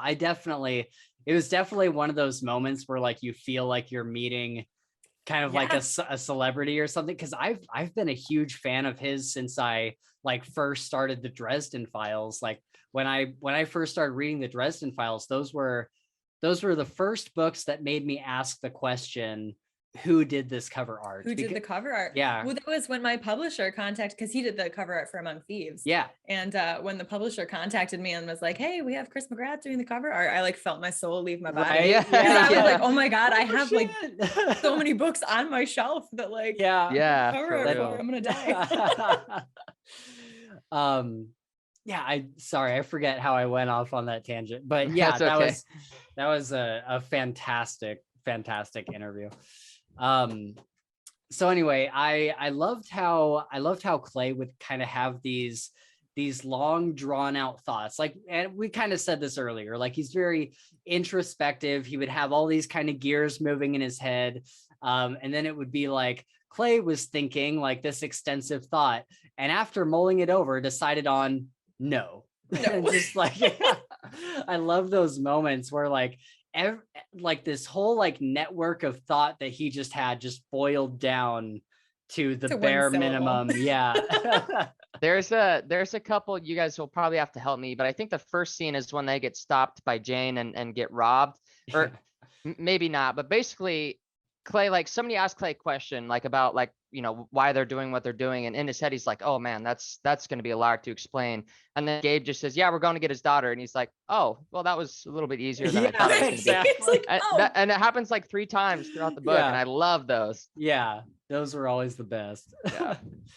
And I loved the interactions between him and Gabe as well. It was such a, oh man, it was so like complicated, and just like the character growth between all of the characters really was so, what's the word I'm looking for? Maybe not complicated, but just very real. Like Yeah. Clay has this life that he's been living, and you know, Gabe comes out there and he's like, my daughter is in trouble, and if we Yeah. don't go get her, like she's gonna die in this battle. And you know, Clay, you know, you can see his side of things as well. Like he's got his family that he finally has after all these years Yeah. of violence and everything else, and he's got a daughter that he's trying to protect, and he's just like, I just can't do it. Then he decides to do it after his daughter was like, and I want to talk Yeah. about that more when we get to the quotes section, so I'll leave it for now. But when his daughter says the thing, and he decides to go with Gabe, and then I can't remember if it was when they went and picked up Moog or if it was when they picked up Ganelon, but one of them was like, yeah, of course I'll go. Why wouldn't I? You guys That are was my Moog, friends. yeah. That was It was Moog. Yeah. Moog. And- yes, because that's the first one they recruit, and they're Yeah. like kind of nervous, right? Yeah. Yeah. About, is everyone gonna want to come? And Yeah. it's kind of interesting though, because I mean, also just Moog is wonderful human, Yeah. but Clay is really the only one that's doing better Yeah. Yeah. since the band. You know what I mean? Right, Like yeah. everyone else is kind of in like various stages of a shit position. Yeah. So of course they'll join up, like Yeah, they're in a yeah, pretty tight yeah, spot for real. otherwise, you know, but yeah. But I also feel that through that, Clay kind of like had some of his own introspection, because he was not going to go. He was very, you know, very Yeah. serious about Yeah. not going until his daughter changed his mind. And then once he sees other people joining up, he's like, what kind of person am I, Yeah, that yes. I would abandon would've a said friend like no. that? Yeah. Yeah. Like, Yeah. and I love that personal growth that he goes through. And then later with Ganelon, where, you know, Ganelon's been in stone for, dude, this part made me like That tear part up a little bit. hurt my Yeah. soul. Yes.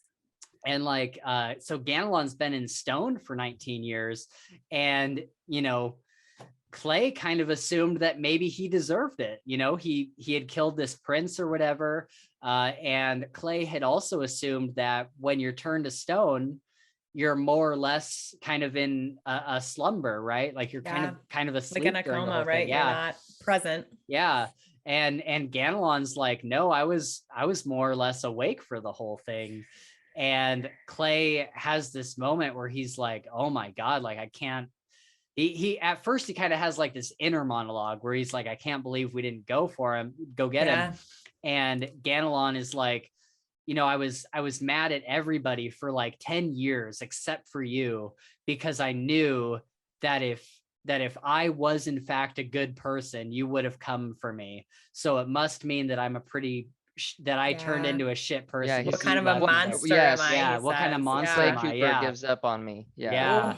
I know. Oh dude. my God, that just broke my fucking heart. And then oh and then the other scene though, I think this is when they're fighting the Druid in the woods, where like, you know, they have this very serious moment, and something along, you know, Clay's like, I know, you know, I know what we did, and I know you must have this hate for us, but never again. Wherever you go, I will be right next to you. Like never ever again. And I was like, dude, that was really good. Oh my God. That was much needed, I think, to kind of break the tension between them, even for the reader. Yeah. Because you can, you know, Clay has these, and is sometimes in his head, like he's suspicious of Ganelon or you know, think he has these thoughts about him. And then they just bury the hatchet right there. And it's like, you know, yeah, it was cool.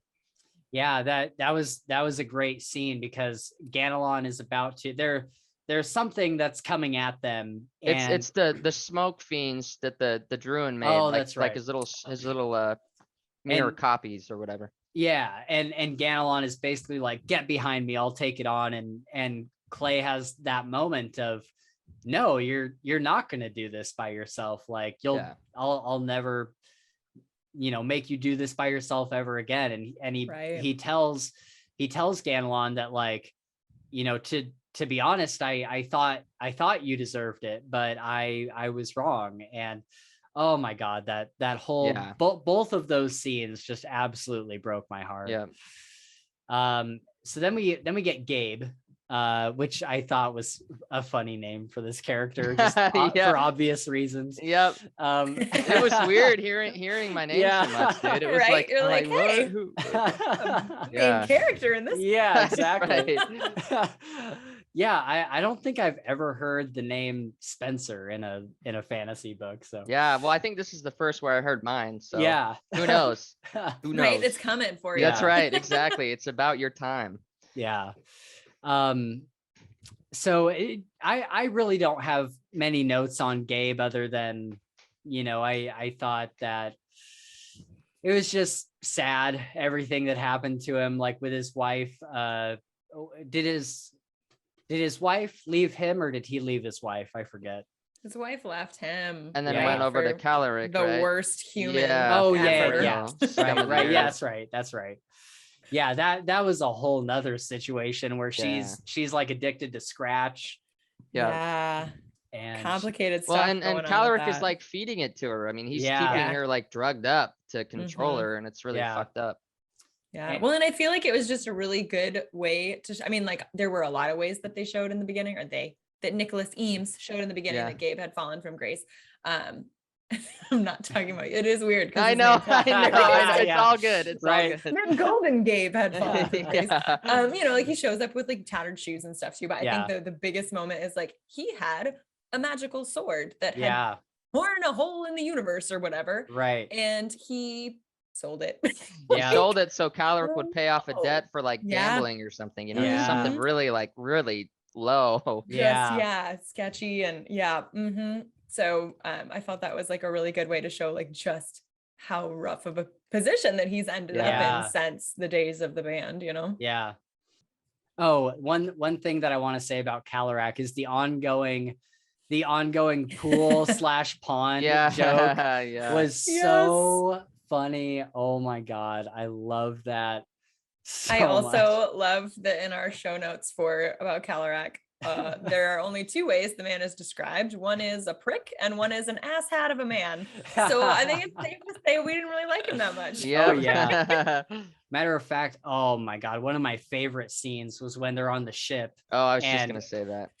Caloric is talking about Clay's family, and I'm like, is he gonna do it? Is he gonna do it? Is he gonna do it? And then he just like, Palpatine voice. yeah. Yeah. Yeah. And then he just like throws him overboard to go And way the down. way that they described like that moment too, like Calric's talking about how he's gonna like rape his daughter and just this brutal stuff. And it says something like Clay took 3 big steps, grabbed him, threw him over, and before like Calric even knew what was happening, he hit the ground and he didn't. I don't know, that wasn't very good, but pretty much it was very descriptive, and I like could picture it in my head, like exactly how it happened. And, right, that Clay was like, and that's enough. Yeah, we are done. Yeah, he's like, that's exactly the line. And it wasn't this scene where, you know, he's holding him over the side of the ship and Calric is shaking like, him. No, it was just like, he's no, like, we're done. He's like, you're done now. That's just it's like the equivalent. It's the action equivalent of that like big long internal monologue, and then him going, no, right? Yeah, exactly. Just instantaneous action. Yeah, that's perfect. Yep. Yeah, the ongoing the pool and pond joke. What does he say later in the book? Calric says something about throwing somebody into a shark pool, and Clay is like, you mean a shark pond? No, I think it was the other way around. The other way around? Yeah, okay. Yeah. So I think that Calric said, you know, I'm gonna throw somebody into a shark pond, and then Clay's like, don't you mean pool? And Calric's like, oh, fuck you. Right? And so then for this next character, I just have Kit. Oh my God, Kit. Oh yeah, I love that character. What a cool character to just like side character to just throw in there. It's like this like very unique kind of like, I mean, you know, immortal, I guess. And it was just cool to see like how he, you know, he's just like along for the ride. He can't die. He's just super relaxed all the time and just chilling. Whatever. Yeah. Well, I thought it was, and we haven't really talked about this yet, but one of my favorite running gags, which just is going to sound bad because it's kind of dark, but one of my favorite running gags is like all the bards of Saga that die. So it's always like, you know, Clay will be like, oh yeah, and that's when we lost, you know, this guy or whatever, and this guy got eaten by the whatever. Right. And so I think it's so funny and perfect that this they have an undead. The bard, he's undead. So they can't, Saga loses all their bards. Can't lose this guy. He ain't going nowhere. That's right.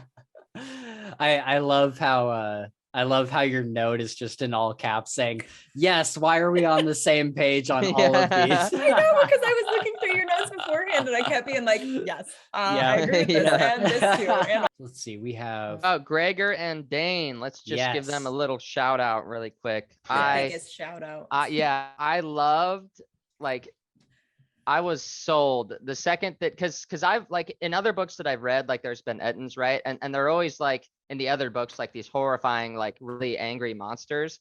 And so seeing that, like, no, they're just, you know, it's just like a person. And the voice that the narrator does for Gregor and Dane is so good. Oh yeah. It was like, I mean, it was, you got to do it. It was really good. And just the way that like Gregor like just has this like undying love and willingness to just make the world seem like a beautiful place for his brother who he can't see was just so cool.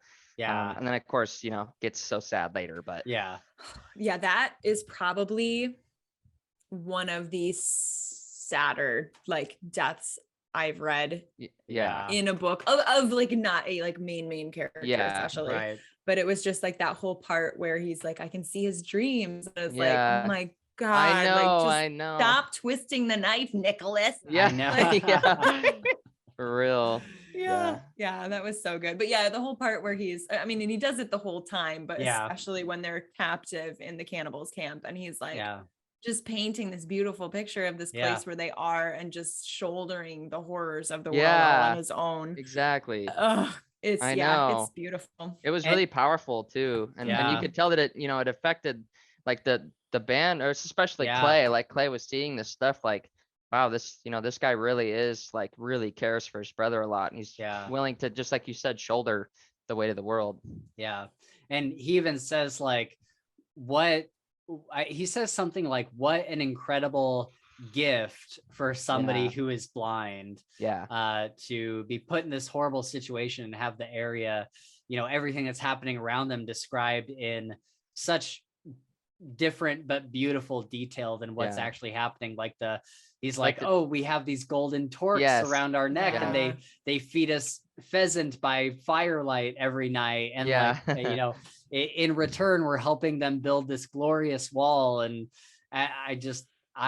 that whole thing just moved me Yeah. so Yep. much. It was so amazing. Yeah, that's agree. one of the examples for me, because yes, this book is hilarious. Mhm. But so I think the part with the Etten is very indicative of how it's not just hilarious. This book is also pretty deep and pretty heartfelt in a lot of Yeah. ways too. Like it really somehow gets both of those things. Like it's like a book you could both laugh and cry at. Yeah. Oh yeah, and I did. Mhm. Yeah. Yeah, same here.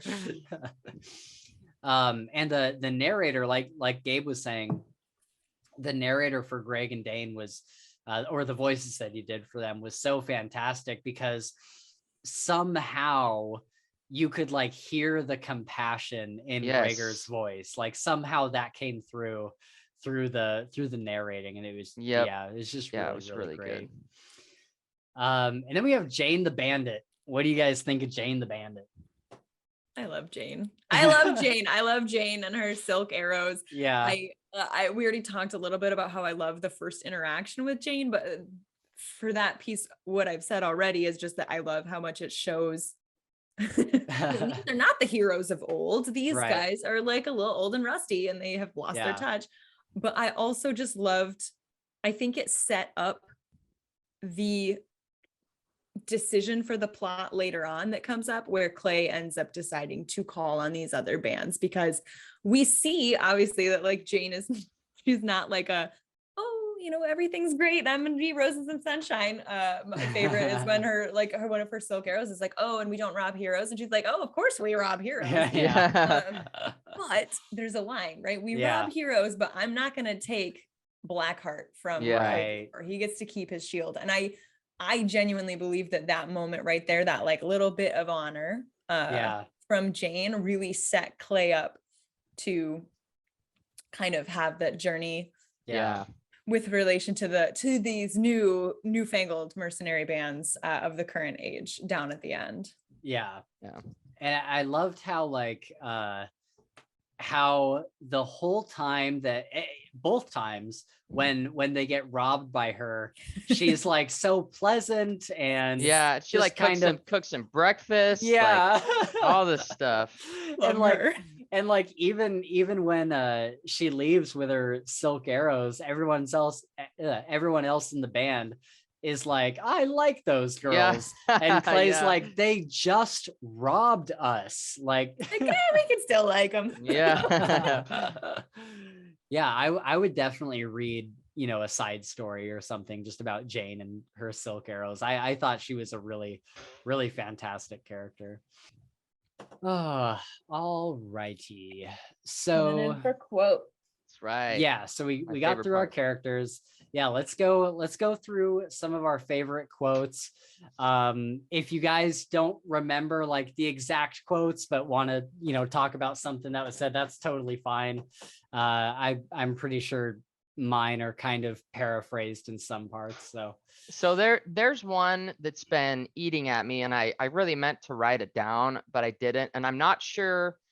So Moog is talking about something's like, it's like kind of sweet, and he's talking about lycanthropes, like people that turn into werewolves, and he's like, it's like they're kind of sweet, and then they turn into a monster, and then and then I think Maddie says like drinking, and they like look around, and he like looks at his flask and puts it away. I don't know, I thought that was super funny.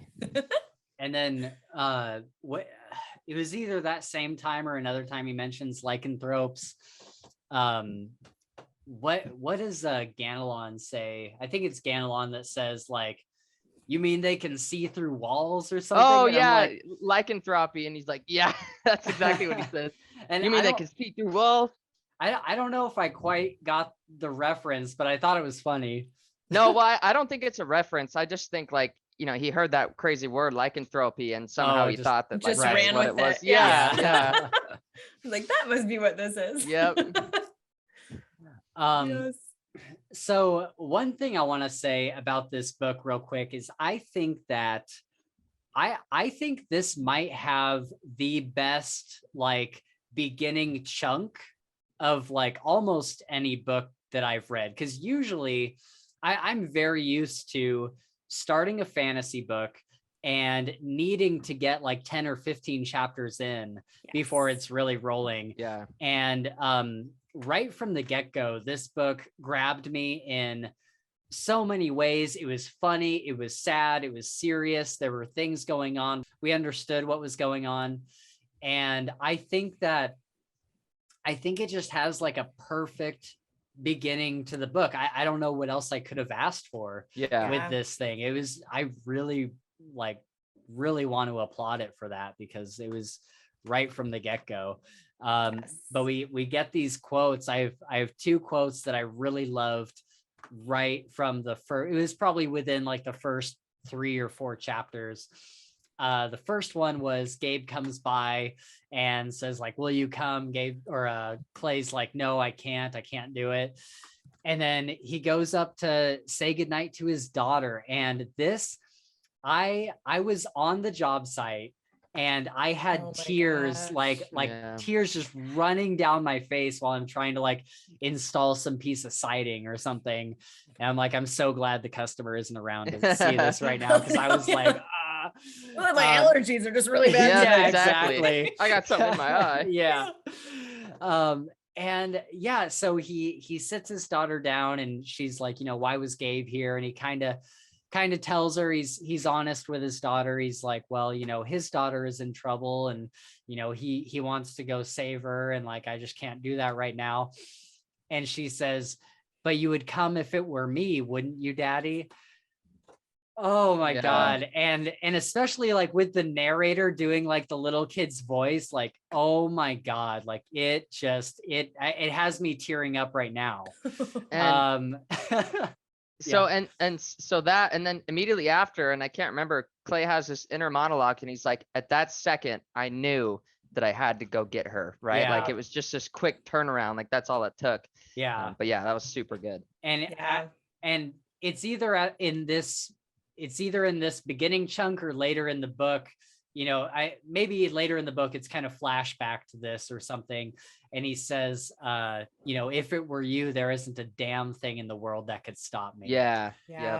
It's just like, oh my God, here we go. See, and I think that worked for so many reasons for Clay. I think part of it is that it did put him more directly in Gabe's shoes for the moment and make him go like, oh my God, yeah, if this was my daughter, I absolutely would want to go and would want my best friends by my side. But I also do think a piece of it was he was staying for his wife, and for his daughter, and by his daughter being like, well, you would go for me. Like, why aren't you going? You should go get Rosie. I think it like almost gave him permission so that I can go do this. I can be this good friend without being a shit father. Right. Yeah. So I think that worked really well for several reasons. Definitely. I feel the exact same way. And I really liked how, when Gabe first shows up, his wife is kind of like, oh God, like what's going to happen? Again. What's he going to try to drag you into? And at first she's, you kind of get the feeling that she's going to be like, no, like you can't, like this is over for you. You have to like not do this. Well, then she's going to be like the stereotypical stick in the mud wife in a fantasy, right? Like seriously. And that's I think I really thought it was refreshing that Clay Cooper the whole time is like missing his wife, and that the wife is like, she's not putting up with shit, but she's, she gets it. It's fine. She kind of like, she strikes me in the very beginning as like, your husband's old frat brother comes over, right? Yeah. Okay. Yeah. I made soup with mushrooms. Fucking deal with it. Yeah. I love the mushroom bit. That was so great. Yeah. Because Clay's like, oh my God, can we just go to that for a second? Yeah, let's do it. Because Gabe's like, she's cooking this stew, and Gabe's like, oh, but Clay doesn't like mushrooms, and he knows, Clay's like, he knows exactly what he's doing. and Clay's just like, well, I like the way I like the way Jenny does them. How do you do them, honey? I you do them great. And she's like, I stew them. Yeah. I stew them, like basically like I boil them in water. Right. Is that Yeah. like Oh my God, and So so good. she gets all pissed off at that, understandably. And yeah, so I loved this moment. Right when Gabe gets there and she knows that something is about to go down. She doesn't know what it is, but she takes her daughter outside to go collect the frogs, which was adorable. And apparently frogs have wings in this world. Yep. And so Jenny, or she leaves the house to go get their daughter, and it says that she looks back with kind of this resigned sadness, like she already knows what's going to happen and what needs to happen, and just doesn't really say anything about it. She just knows that that's the way that's what's going to happen, and she is resigned to it. And it's very sad that it also speaks very highly of her.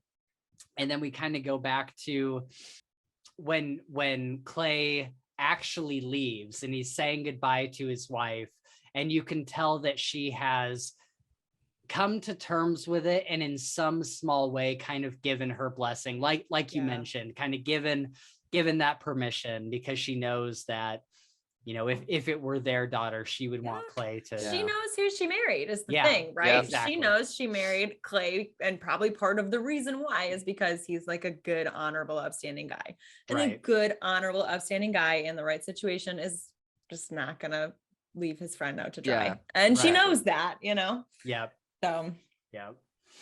And so okay, so going back to the quotes.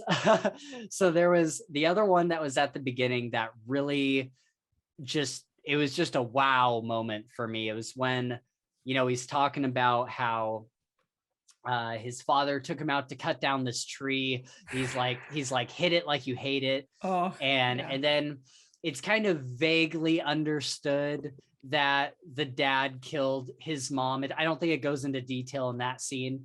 But then it kind of gets to where Gabe and Clay are leaving, and they stop by her gravesite.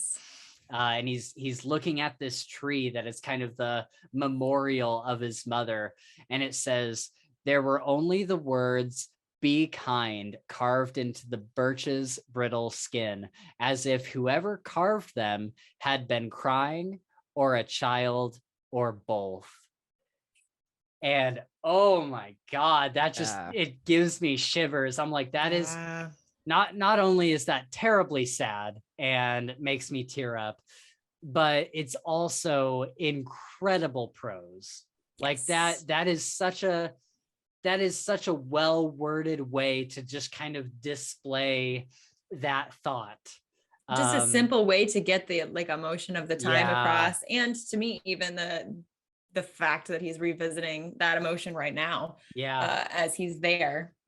Honestly, I felt the way you're describing right now, every single time we got like a flashback to Clay's childhood, I felt that same, just like a pit in my stomach of like, I wish I just want to give you a hug, Clay. Those were all very well written. Because I think it would have been so easy to make that sentence be more like, in the tree were carved the words, "Be kind." Whoever had carved them must have been a crying child, or something like that. But the way that he just poetically crafted this sentence, "Whoever carved them had been crying, or a child, or both." It's so and it's good. like, we don't know much of the story yet at that point. So the fact that we know that whoever had carved them, we surmise Clay, based on his reaction, had been crying, grieving, or a child. So we know his mom died when he's young. I mean, it's just, it gives you so much information without actually saying a ton. Which is pretty incredible. It was really, really great. So then the rest of these quotes, I think, A I lot of think them are just funny. they're just Yeah. funny. They're just So many great so funny. one-liners. There's Yes. so many. and here's the thing, as I was listening to the book through a second time, I kept wanting to add to my list of quotes, but I Yeah. was like, we're gonna be there for like an hour just going through all these quotes. We'll be here 'Cause till midnight. there's- Yeah. there was so many. I shit you not, I literally could have quoted like the entire book because so many things were so good. But going back to some of the bard stuff we were talking about, the first time it gets mentioned was the gods knew bards weren't good for much besides getting killed and telling lies, but they were undoubtedly masters of both. Oh, the poor bards of Saga. For real. Do you guys remember that scene where they're all like reminiscing about the different bards that they Yeah. had? Just And they're like just the whole like timeline of bards. Yeah, and the whole thing's just a shit show. You know, there was one guy, you know, who's like, Maddie was like, yeah, you know, his name was whatever, and he made a great thief. And then they go on to say that like he reached his hand into a slime to get this little silver coin, and then it like burned him alive. Yup, Yeah. it just like, Yeah. oh my God, yeah. Yeah. The next one I have here is the Booker's toothy grin withered like a cock in cold water. Yeah, dude. It's evocative. Yeah, and some of these were so like evocative, like you said, and they would like just kind of like slap me in the face. I'm like, Yeah. holy crap, like you know what I mean? Like that's super funny, but like wow. Right, It's but just- like also it's funny, and also I know exactly like what you mean by that. Yeah, Yeah, exactly, exactly, yeah. exactly, right? Yeah, like it's very descriptive. Yeah. I've got yeah, go ahead. I Go ahead. I highlighted one that it was Yeah. the one that I laughed at the most, I think, through the book. And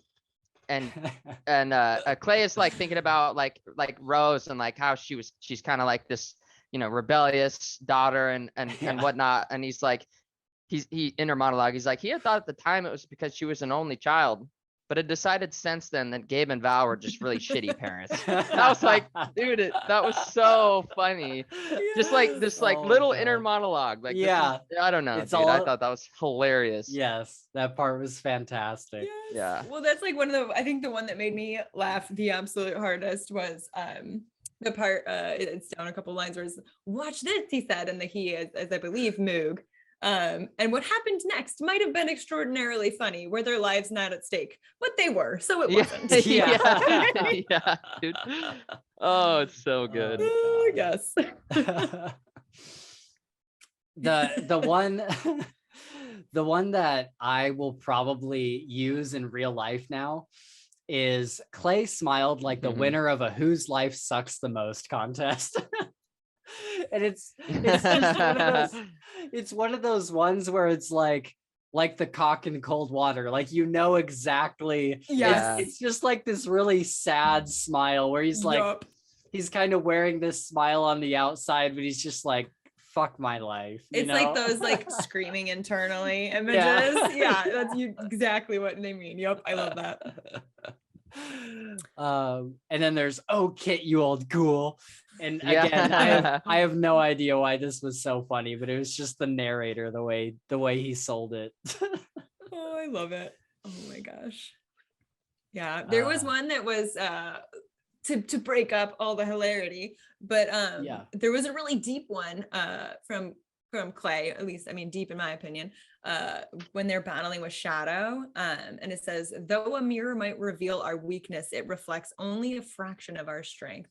And like this is like an yeah. example of like just we can have that and the Wow, like yeah. you know the withering like a cock in cold water, like wait, we get Yeah. both of those things in this Exactly. book. It's Right. got it Super all. funny and then super serious and like Yeah. very meaningful quotes Mhm. too, which is awesome.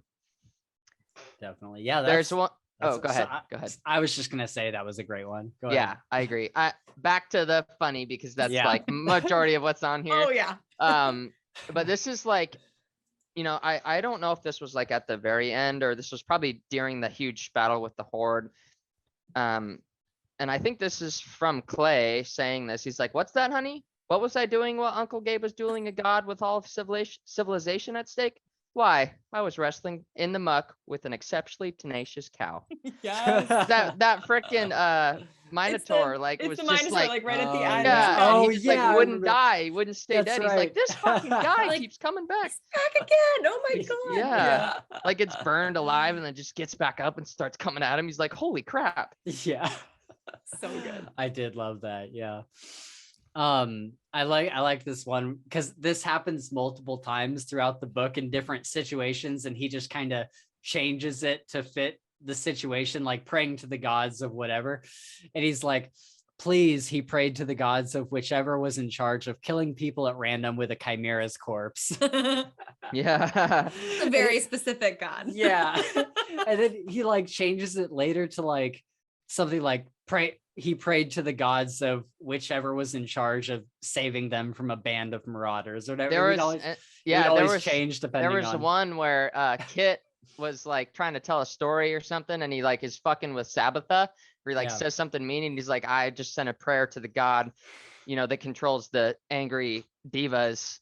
Oh, and, yeah. like all that stuff, right? Yeah. Like very particular, like Yeah. in the moment stuff, I guess. Very specific. Yeah, specific.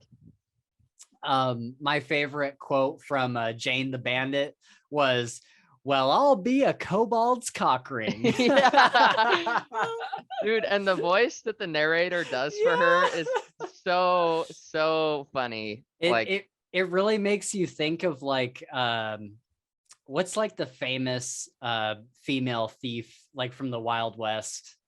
Oh my is it goodness. Jesse Jane or maybe something? I can't remember. There's like the duo too, oh yeah, whatever, but yeah, there's like Bonnie and Clyde, something like that. Yeah. It's very like Southern bandit kind of voice.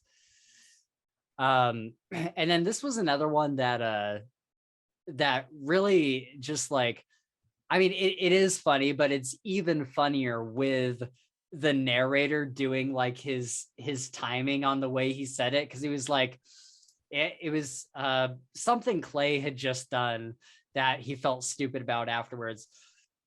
And it says, he felt at this particular moment like an asshole.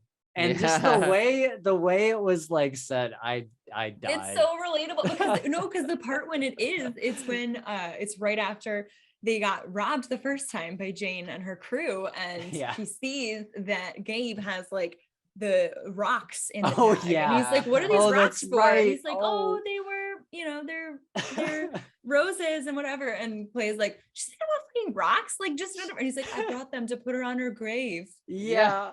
Oh. You're like, oh gosh, that was rough. Now I'm a dick. Like, yeah.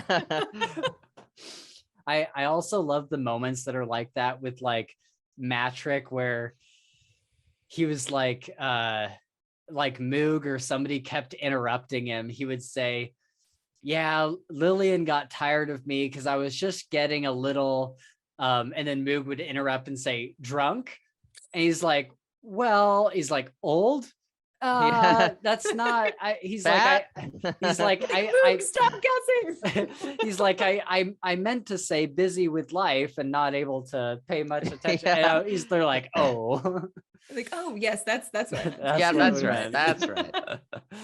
I love this moment where Clay overhears two giants talking about the difference between the terms like literally and figuratively.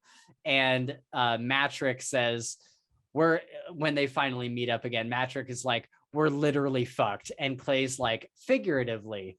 And Matrick's like, what? And Clay's like, never mind. I loved that moment too. I caught that and was like, that's like just planting a seed and then paying it off like 20 pages later for like just the tiniest joke that was amazing. Yes. So good. Let's see. I think that's all I had, because we hit these last two, right? Yeah. So there's so many more that I could have written down, because just throughout this whole book I was laughing out loud and just absolutely dead the whole time. Yeah. So let's go into our, I think this is our last section here. Let's go into our favorite moments of the book, most emotional moments. We, usually by the time we get to this section, we've already talked about a lot of them. But are there any in particular that we haven't really talked about yet? I got one that was by far my favorite moment of this book, right. or most meaningful, I guess, most like it got me in the feels the most. It's when Matrick finally finds out that Moog has the rot. Yes. And he basically just like breaks down and grabs him and starts screaming, "There is a fucking cure, Moog! Lock yourself back in the tower and tell you." And he just starts like crying, and Moog like slumps down with him and like hugs him, and he's just wailing. And I was like, oh my God, dude, my heart. Yeah. He's like, your foot, your fucking foot. Yeah. He's like, I find them. You're just freaking out, dude. But it was like, dude. it was portrayed as anger, but you could tell it was just pure sadness, just like fearfulness of like losing one of his best friends, just heartbroken at the fact. And so, yeah, that was probably one of my most impactful moments, I guess. Yeah, dude. And then when Moog finally, just to jump ahead a little bit from there, when Moog finds out what the cure is, and he looks down at his foot and realizes that it's worked and that he no longer has the rot, and realizes like he's 19 years too late to saving his husband. Tragic, I know. And the answer was like in front of them the whole time. It was just like this fairly normal, like basically like weed that people do, and that it was the cure. And just this moment of like a combination of it was this odd combination of like relief for Moog, but then this utter sadness of not being able to save his husband. And it was so sad. And kind of going along in that same vein, Ganelon mentions when he's talking about how he hated everybody for 10 years, he was like, and I hated, he's like, I hated Moog for, instead of spending time with the person he loved, wasting all his time looking for a cure that doesn't exist. And now he can never get like whatever time his husband had while he had the rot. He can never get that back. Get it back. And dude, that whole just tragic. It is tragic. And like just imagine like like it's one thing to like read those, like I like to just delve a little deeper, like how would I feel like in that situation, right? And I mean that's like a very visceral, like just utter pure sadness, dude. Like, just heartbreaking sadness. Well, that's why Moog's such a great character, as we said. That's right. Exactly. He is more than just comedic relief. He's got these moments that hit all of us in the field. MJ, do you want to talk about Clay and his helmets? Clay and his helmet. Yeah, that was a super funny moment. So like one of the first things that it's like the third line in the entire book is like Clay Cooper didn't do helmets. Like, not gonna do a helmet.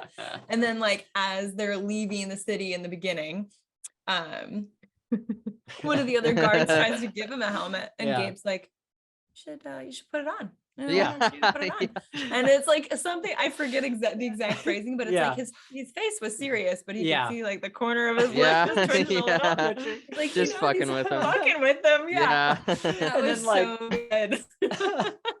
And then like he puts it on, and Gabe's like, looks good. It says that he like moved his hand in front of his mouth to like hide the. It looks great. Well, that's like, it's just like such a small character moment, but like. I feel like it does so much work to ground us in these characters and their friendships, because who among us does not have that friend? Right. We would totally do something like that too, and be chuckling behind our little hand. So. Exactly.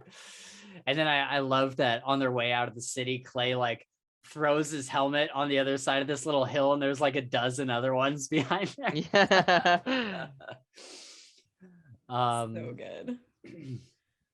We talked about going around and getting the band back together. It was interesting to see where they all ended up. We talked about the phallic phylactery potion. Yeah. Him throwing Zero that to into hero. the room.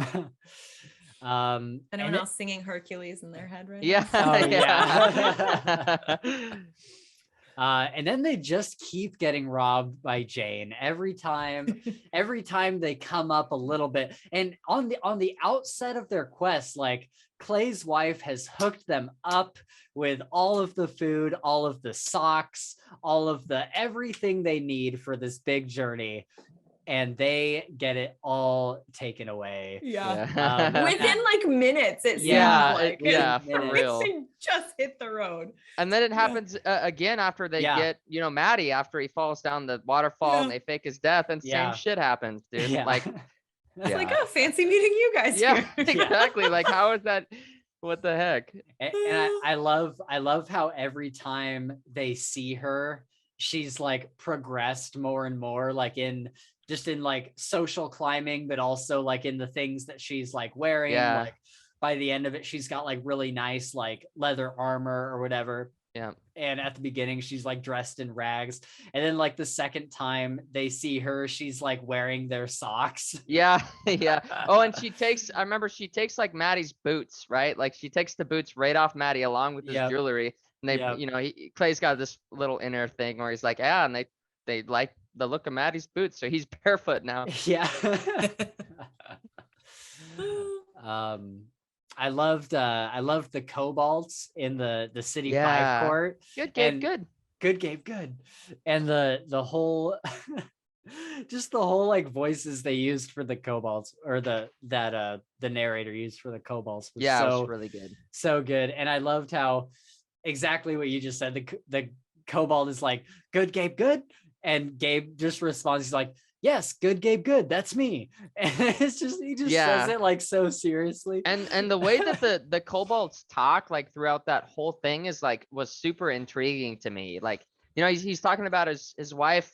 I forget. Do you remember what he calls the market? Like, he's got a word for the market, and I forget. Oh, I do too. Yeah, it's okay. But yeah, anyways, it was just their whole communication thing was like kind of like barbaric, but in like a really like interesting way, Yeah.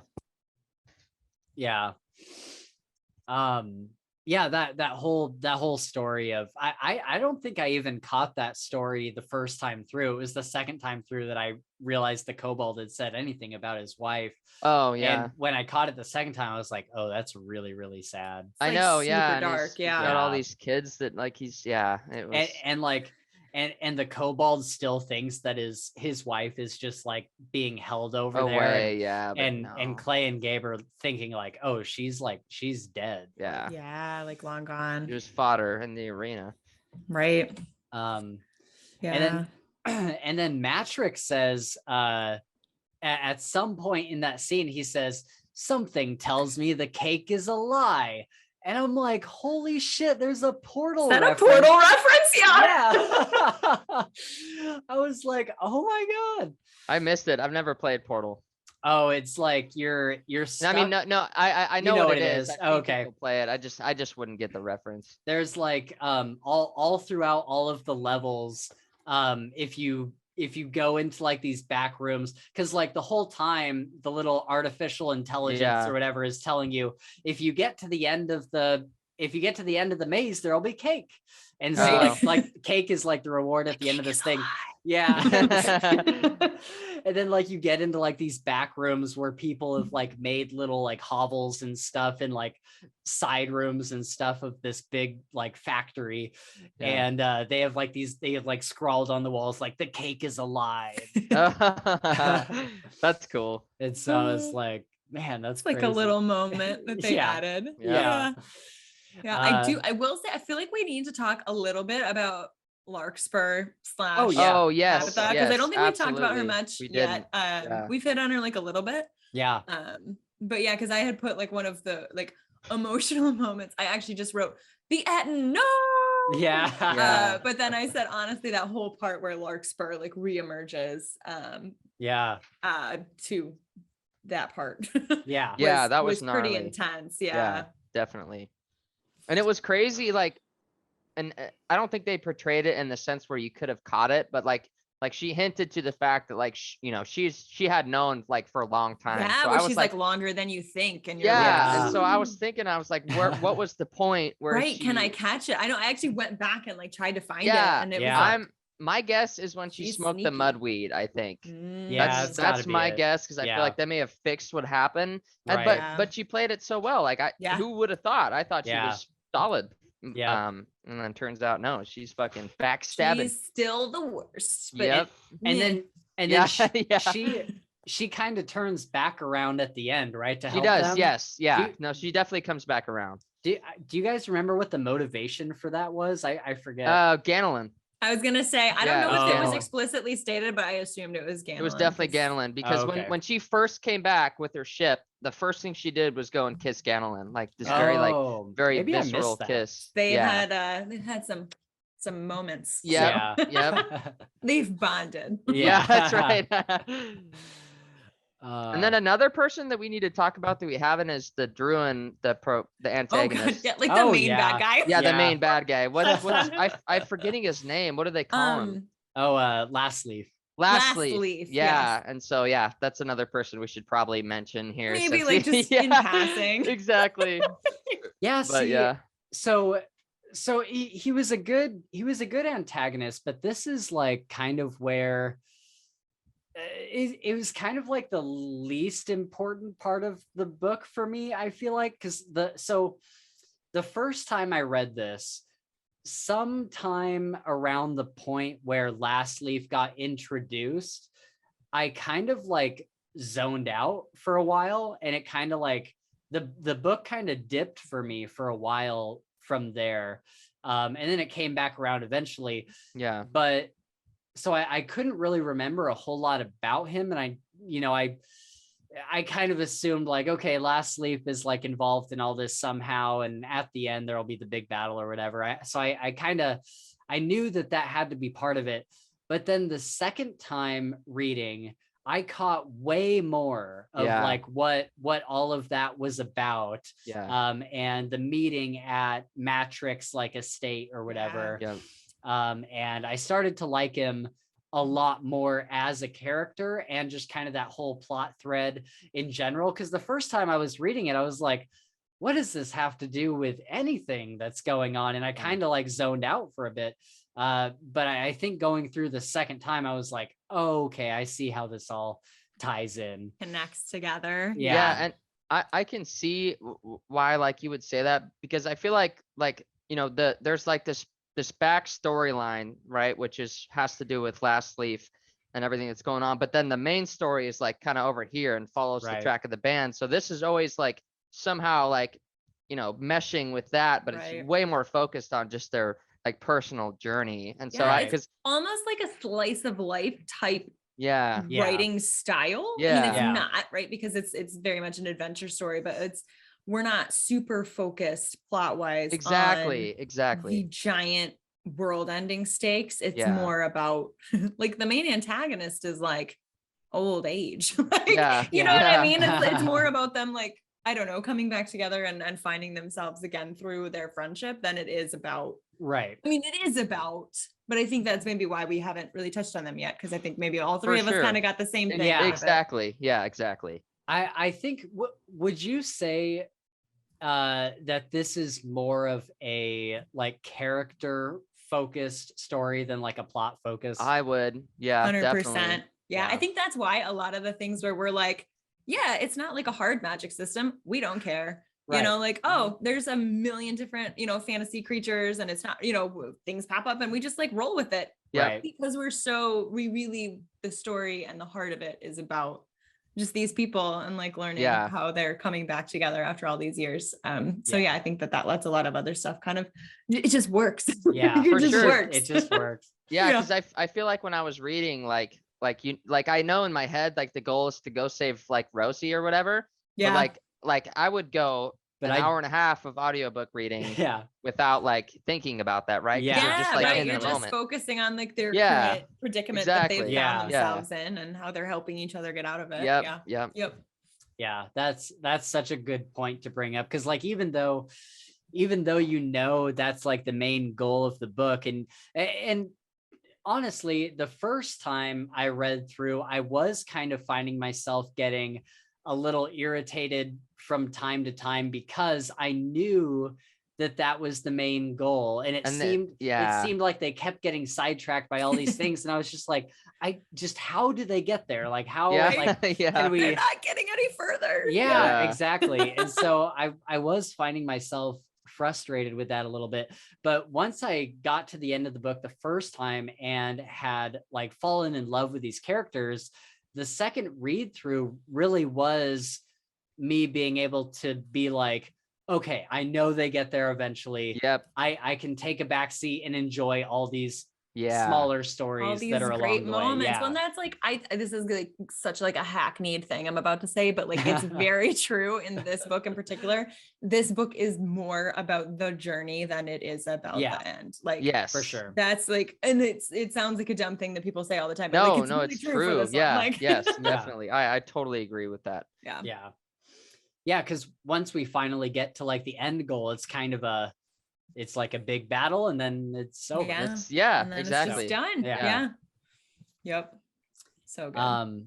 Leading up to that big battle, I really loved Gabe's big impassioned speech. At the war, what's that thing called? The war something? I can't remember. Okay. Yeah, the place with the The thing place, when they did the with stuff. all the people and the fighting. Yeah. And he's got like, there's all these bands, like all these bands have like come together. They're all in the same place.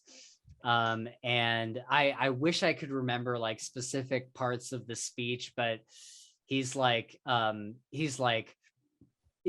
there any heroes anymore? Are any of you heroes? Do you want to be heroes, or do you want to just live in obscurity? Either live in obscurity or just fight in the arena week by week in these small, like contained situations. Like, do you not want to be a hero of old with legends and songs sung about you? Like, do you like, is this not something that you're craving? And it's kind of this moment where all of the old bands, like all of the Saga Age bands and all of the new mercenary bands, they all come together for this fight for glory and for, you know, a good cause. And I listened to that speech twice, and it almost had me in tears. It was so good. It was so good because he knows who he's talking to, right? Like he knows that the people that are joining these bands, whether they're from the olden days where they were going on adventures or they're from the new crowd that's fighting in the arenas, like they did this for glory like that's what they want, is timelessness and like to make, you know, something of themselves and all this whatever stuff. So it was like perfect appeal. Right. And then there's this like really great part in the speech there where he kind of like, not that it is an act, but just to use a certain terminology, he kind of drops the act for a minute, and he's like, forget about Saga, forget about me being Golden Gabe or whatever. My name is Gabriel, and I have a daughter who is in that city, and she's gonna die if we don't go in there. Right, like appeal to their humanity. So the glory, but also the fact that these people, whether they are or aren't, believe themselves to be heroes. Right. Yes. Yep. Mm-hmm. Oh, it was so good. It was for real. It was so fantastic. And then there's this guy with a shield that spits fire.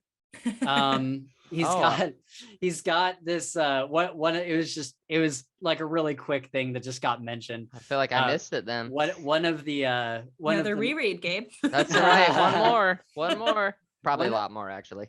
One of the mercenary band guys was known for having this shield, and on the like inside where his hand holds it, there's like this contraption that's basically like a flamethrower. And it's got like a hole in the front of the shield, and when he hits it, his shield like spurts fire. And I'm like, if that's not the most fantasy thing ever, I don't know what it is. Yeah, and then we get the final fight to get to Rose. I definitely want to go back and reread that fight because I'm sure there's a lot that I missed, but like the Minotaur like pushing Last Leaf into the lava, but he's not dead yet, and so they have to go find him and kill him more. And Kill him more. Yeah. And then Gabe gets reunited with Rose, and it's like super emotional, and Clay kind of has that thought back to like, if it were you, there's not a damn thing in the world that could stop me. And it was just a really well-rounded scene. Anything you guys want to pop in with real quick before I get to the end here? No, I mean, are you gonna hit the popular theories thing next, or are we? Yeah. I have a couple more notes in the favorite moments. Okay, And I wanted to okay. make sure you guys had everything. Yeah, no, I got all my favorite I'm moments happy. in Yeah, either okay. now or earlier. Yeah. Yep. So I think that it's, it kind of threw me for a loop at the end of the book when, the bard is giving his epilogue, and he's like, and that's the last time they were all together. That's the last time they all fought together. I was like, why? Yeah. And it's kind of this moment where it's like, oh yeah, it would be, wouldn't it? Like they're at the end of their, they're retired. They they're at the said end of one their last lives. mission, and they did. Yeah. And you kind of go through the book, even though you know that these are much older protagonists and that this will likely be their last fight. You know that throughout the whole book, but still, like, a part of me has been conditioned to, there'll be more books and we'll see more adventures and all this stuff. And for him to drop that, and that's the last time that they all fought together, it was like, oh man, like it really is the end. Like right. all of this friendship that has been like reconnected throughout this book. Like, of course they're all not gonna rent a house together and be roommates. You know what I mean? They're all gonna go back to their AU. I know. Yeah. Yeah, like they're all gonna go back to their families, and they're gonna go back to their lives, and they'll probably stay in contact, but I doubt they're gonna have like the once a year saga reunite thing. And so that just kind of hit me hard at the end there. But it looks like Matrick became the emperor of, what was the city that they fought for in the end? I can't even remember. Something. Agria or something like that. And so he becomes the emperor of that. Oh, no, I'm sorry. Oh no, that's where he was the king of the first time. Yeah, it starts with a K, it's like it? No, it starts with a C. Carthia or something. Yes, something like that. Okay. Yeah. So he becomes the emperor of that area. I think it's super funny. His children that aren't even his came to live with him. They're like, they visited him like, for a weekend, and then they never left. And right. Dude, I would love to like see what the fuck happens to Lilith after that. I know. Like, I hope she gets the end that she deserves. Right. Yeah. Lilith. Like, for real. Just bad, dude. The worst. And then Moog goes and studies at some sort of magical university or something with what he knows of the rotweed or whatever that was. Mudweed. Yep. And he develops a cure for the rot. I almost said he develops a cure for the thought. But let me add to that really quick. In the epilogue, it says that he develops a cure, and then he does something that nobody would have ever done before, and he gave it to everybody for free. Yeah. Oh, that's right. I feel like that was kind of a big, a big deal, right? They're in a world where Moog. He's the best. Is great. Yeah. Great. And then this is the part that I had the most trouble with. I didn't quite understand why. It's just weird. Ganelon goes back to the quarry. Well, so how does it? Because the way that I interpreted it, and maybe I missed out some. I could have, but I thought he goes back to like fuck shit up, like to like destroy it, like get rid of the quarry. That's not the way I understood it, because it said as he was going back to the quarry, he had realized that the world that he had come back into was not the world he remembered. Yeah. And so I got the vibe that he was going back to the quarry To like be entombed again. Yeah, because It's like a super sad ending for Ganon. Yeah, because it says he goes back down to whatever that thing was down there that turns them into stone. The ballast. Or yeah, something. Yeah. It says he goes back down there. And so I got the vibe that he got turned back into stone. And I was just like, why? But then he says something weird. As he's coming back up to the quarry, he's like, tell me when she gets here. And I don't know. I don't know if he's talking about Larkspur or what. But if that was the case, why wouldn't he just wait for her somewhere else? If being in stone is not like this sleep or like this coma, like why would you go there to like wait for her? And I was just like, it was just really weird. I just didn't understand that ending for him. And then it goes on to talk about it says Gabe's whereabouts aren't really it's talking about how Gabe's whereabouts they don't really get mentioned in this book because they're intrinsically tied with his daughter Bloody Rose. And as we know, the next book is Bloody Rose. So Nicholas Eames was probably trying to not give any spoilers away for the sequel, right? And so we don't really find out about, what happened to Gabe other than he is staying with his daughter. And then let's see, Clay goes back home to his family to start his inn and smithy and declares that his daughter will never pick up a sword. And it was to his wife. Yeah, it means it's set in stone. Yeah. Yeah, it was just a fitting end, just going back home. Full circle. I just love how like when he arrives back in the city, like he runs into some people he knows and like, oh, you're home. And his internal monologue is like, I'm not home, not yet. Yeah. And then when he gets back to Ginny, then he's like, now I'm home. Yeah. Like, Clay, 10 Yeah. out of 10 husbanding. We love you. Yeah, definitely. And I love how like when he gets back into town, like the people that see him at like the front gates, they don't even know, like they're like, did you hear what happened? Did you hear what happened? Yeah. Like, bitch, I solved that problem. For real. Like I was in the heart of that there. shit, Exactly.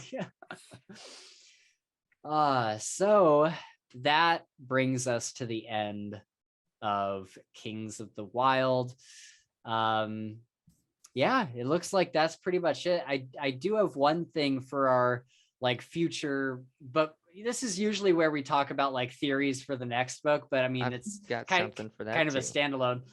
But the question that I have was, what was the significance of Last Leaf killing himself with his own black blade?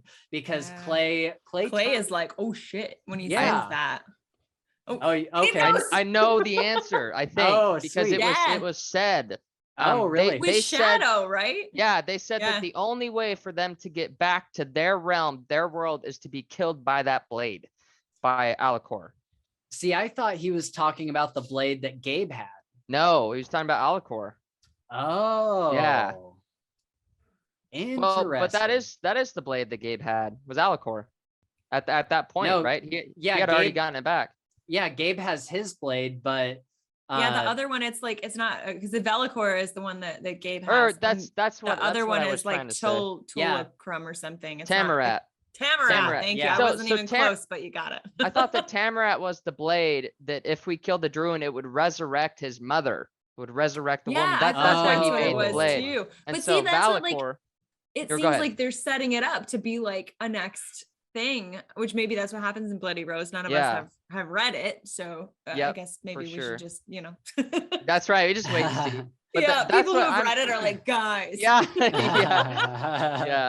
But that's like when I saw that he killed himself, that's what I thought. And who knows if he made it there, but I thought that was his attempt to say I've lost, like there's no way I'm getting out of this, let's just see if this works, right? Himself. Interesting. So Gabe's sword sends them back home, and Last Leaf's sword awakens his mother.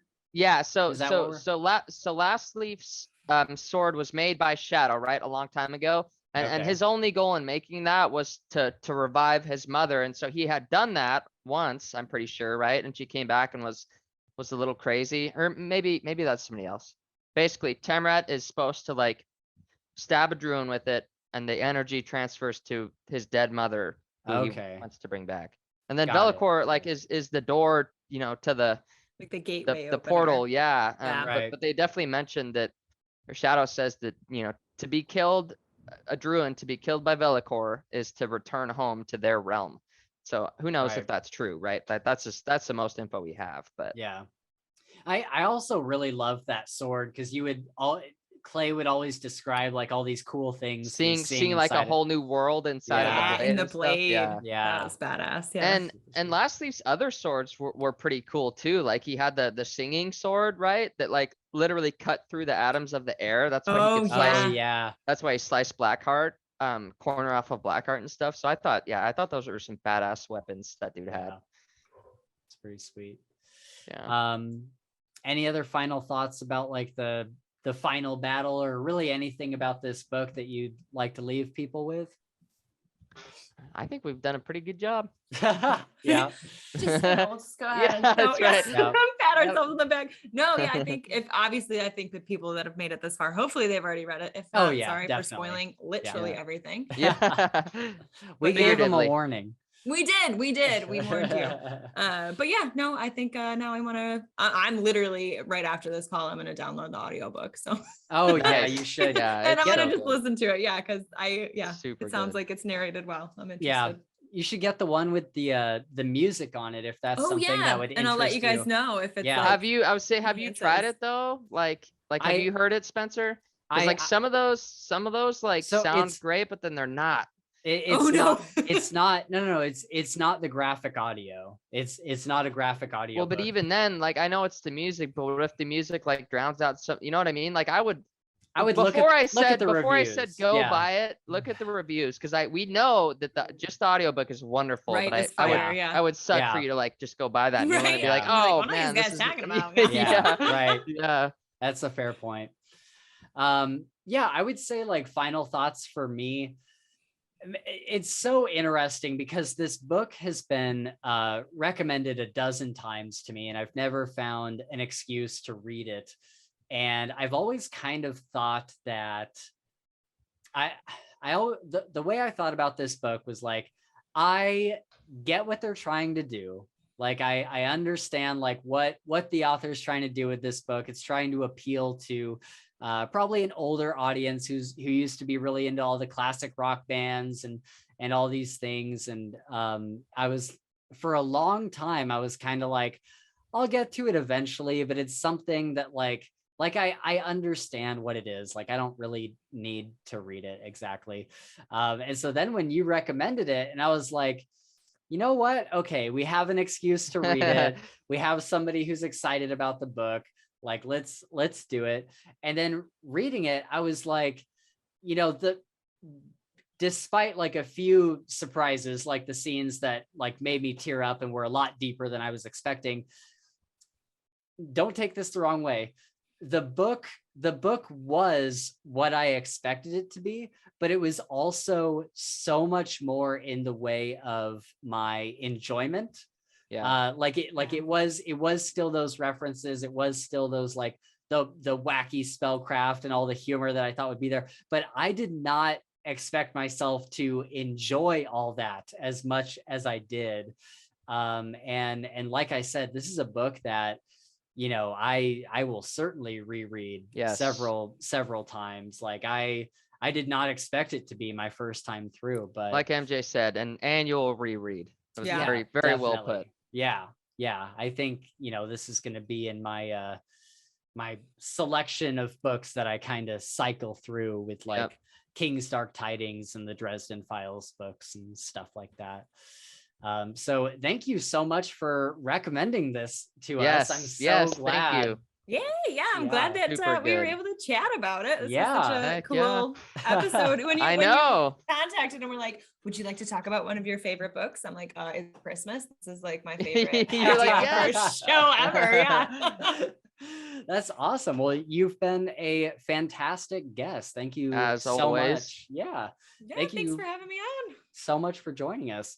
All right. Well, yeah, I think that's going to wrap us up there, guys. Thank you so much for hanging out with us for our discussion of Kings of the Wyld with author MJ Kuhn.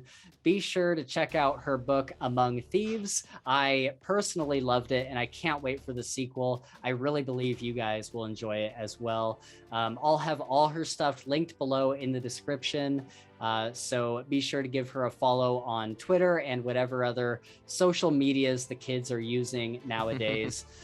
Don't forget to like and subscribe to keep Gabe's family out of debt, and maybe follow us too over on Twitter at Files Fantasy. I'm not sure what episodes are coming out next. We are taking a break from recording official episodes for a couple weeks to kind of recharge the batteries and to let me catch up on some episodes that still need to be edited from months ago. But I'll probably record a couple short spoiler-free reviews I've been planning for a while, so we'll let you know over on Twitter what's coming down the pipeline. Again, thank you so much for watching, and until next time, I gotta get back to my day job as a kobold's cock ring. Goodbye! Oh, I'm so glad I didn't read that ahead of time. So glad. He told me before you showed up, he's like, don't read the outro. And I was like, all right, I'm not going to read the outro. But a couple times I was tempted to scroll down a little further. Yeah. I'm glad You're that like, I didn't. no, I'm holding, Nope, I'm not holding. doing it. Dude, I never get disappointed with the shit that he comes up with for the outros. Ever. Like, ever. It's always gold. I feel like it always wins. Yeah. Yeah. I got the Kings of the Wyld.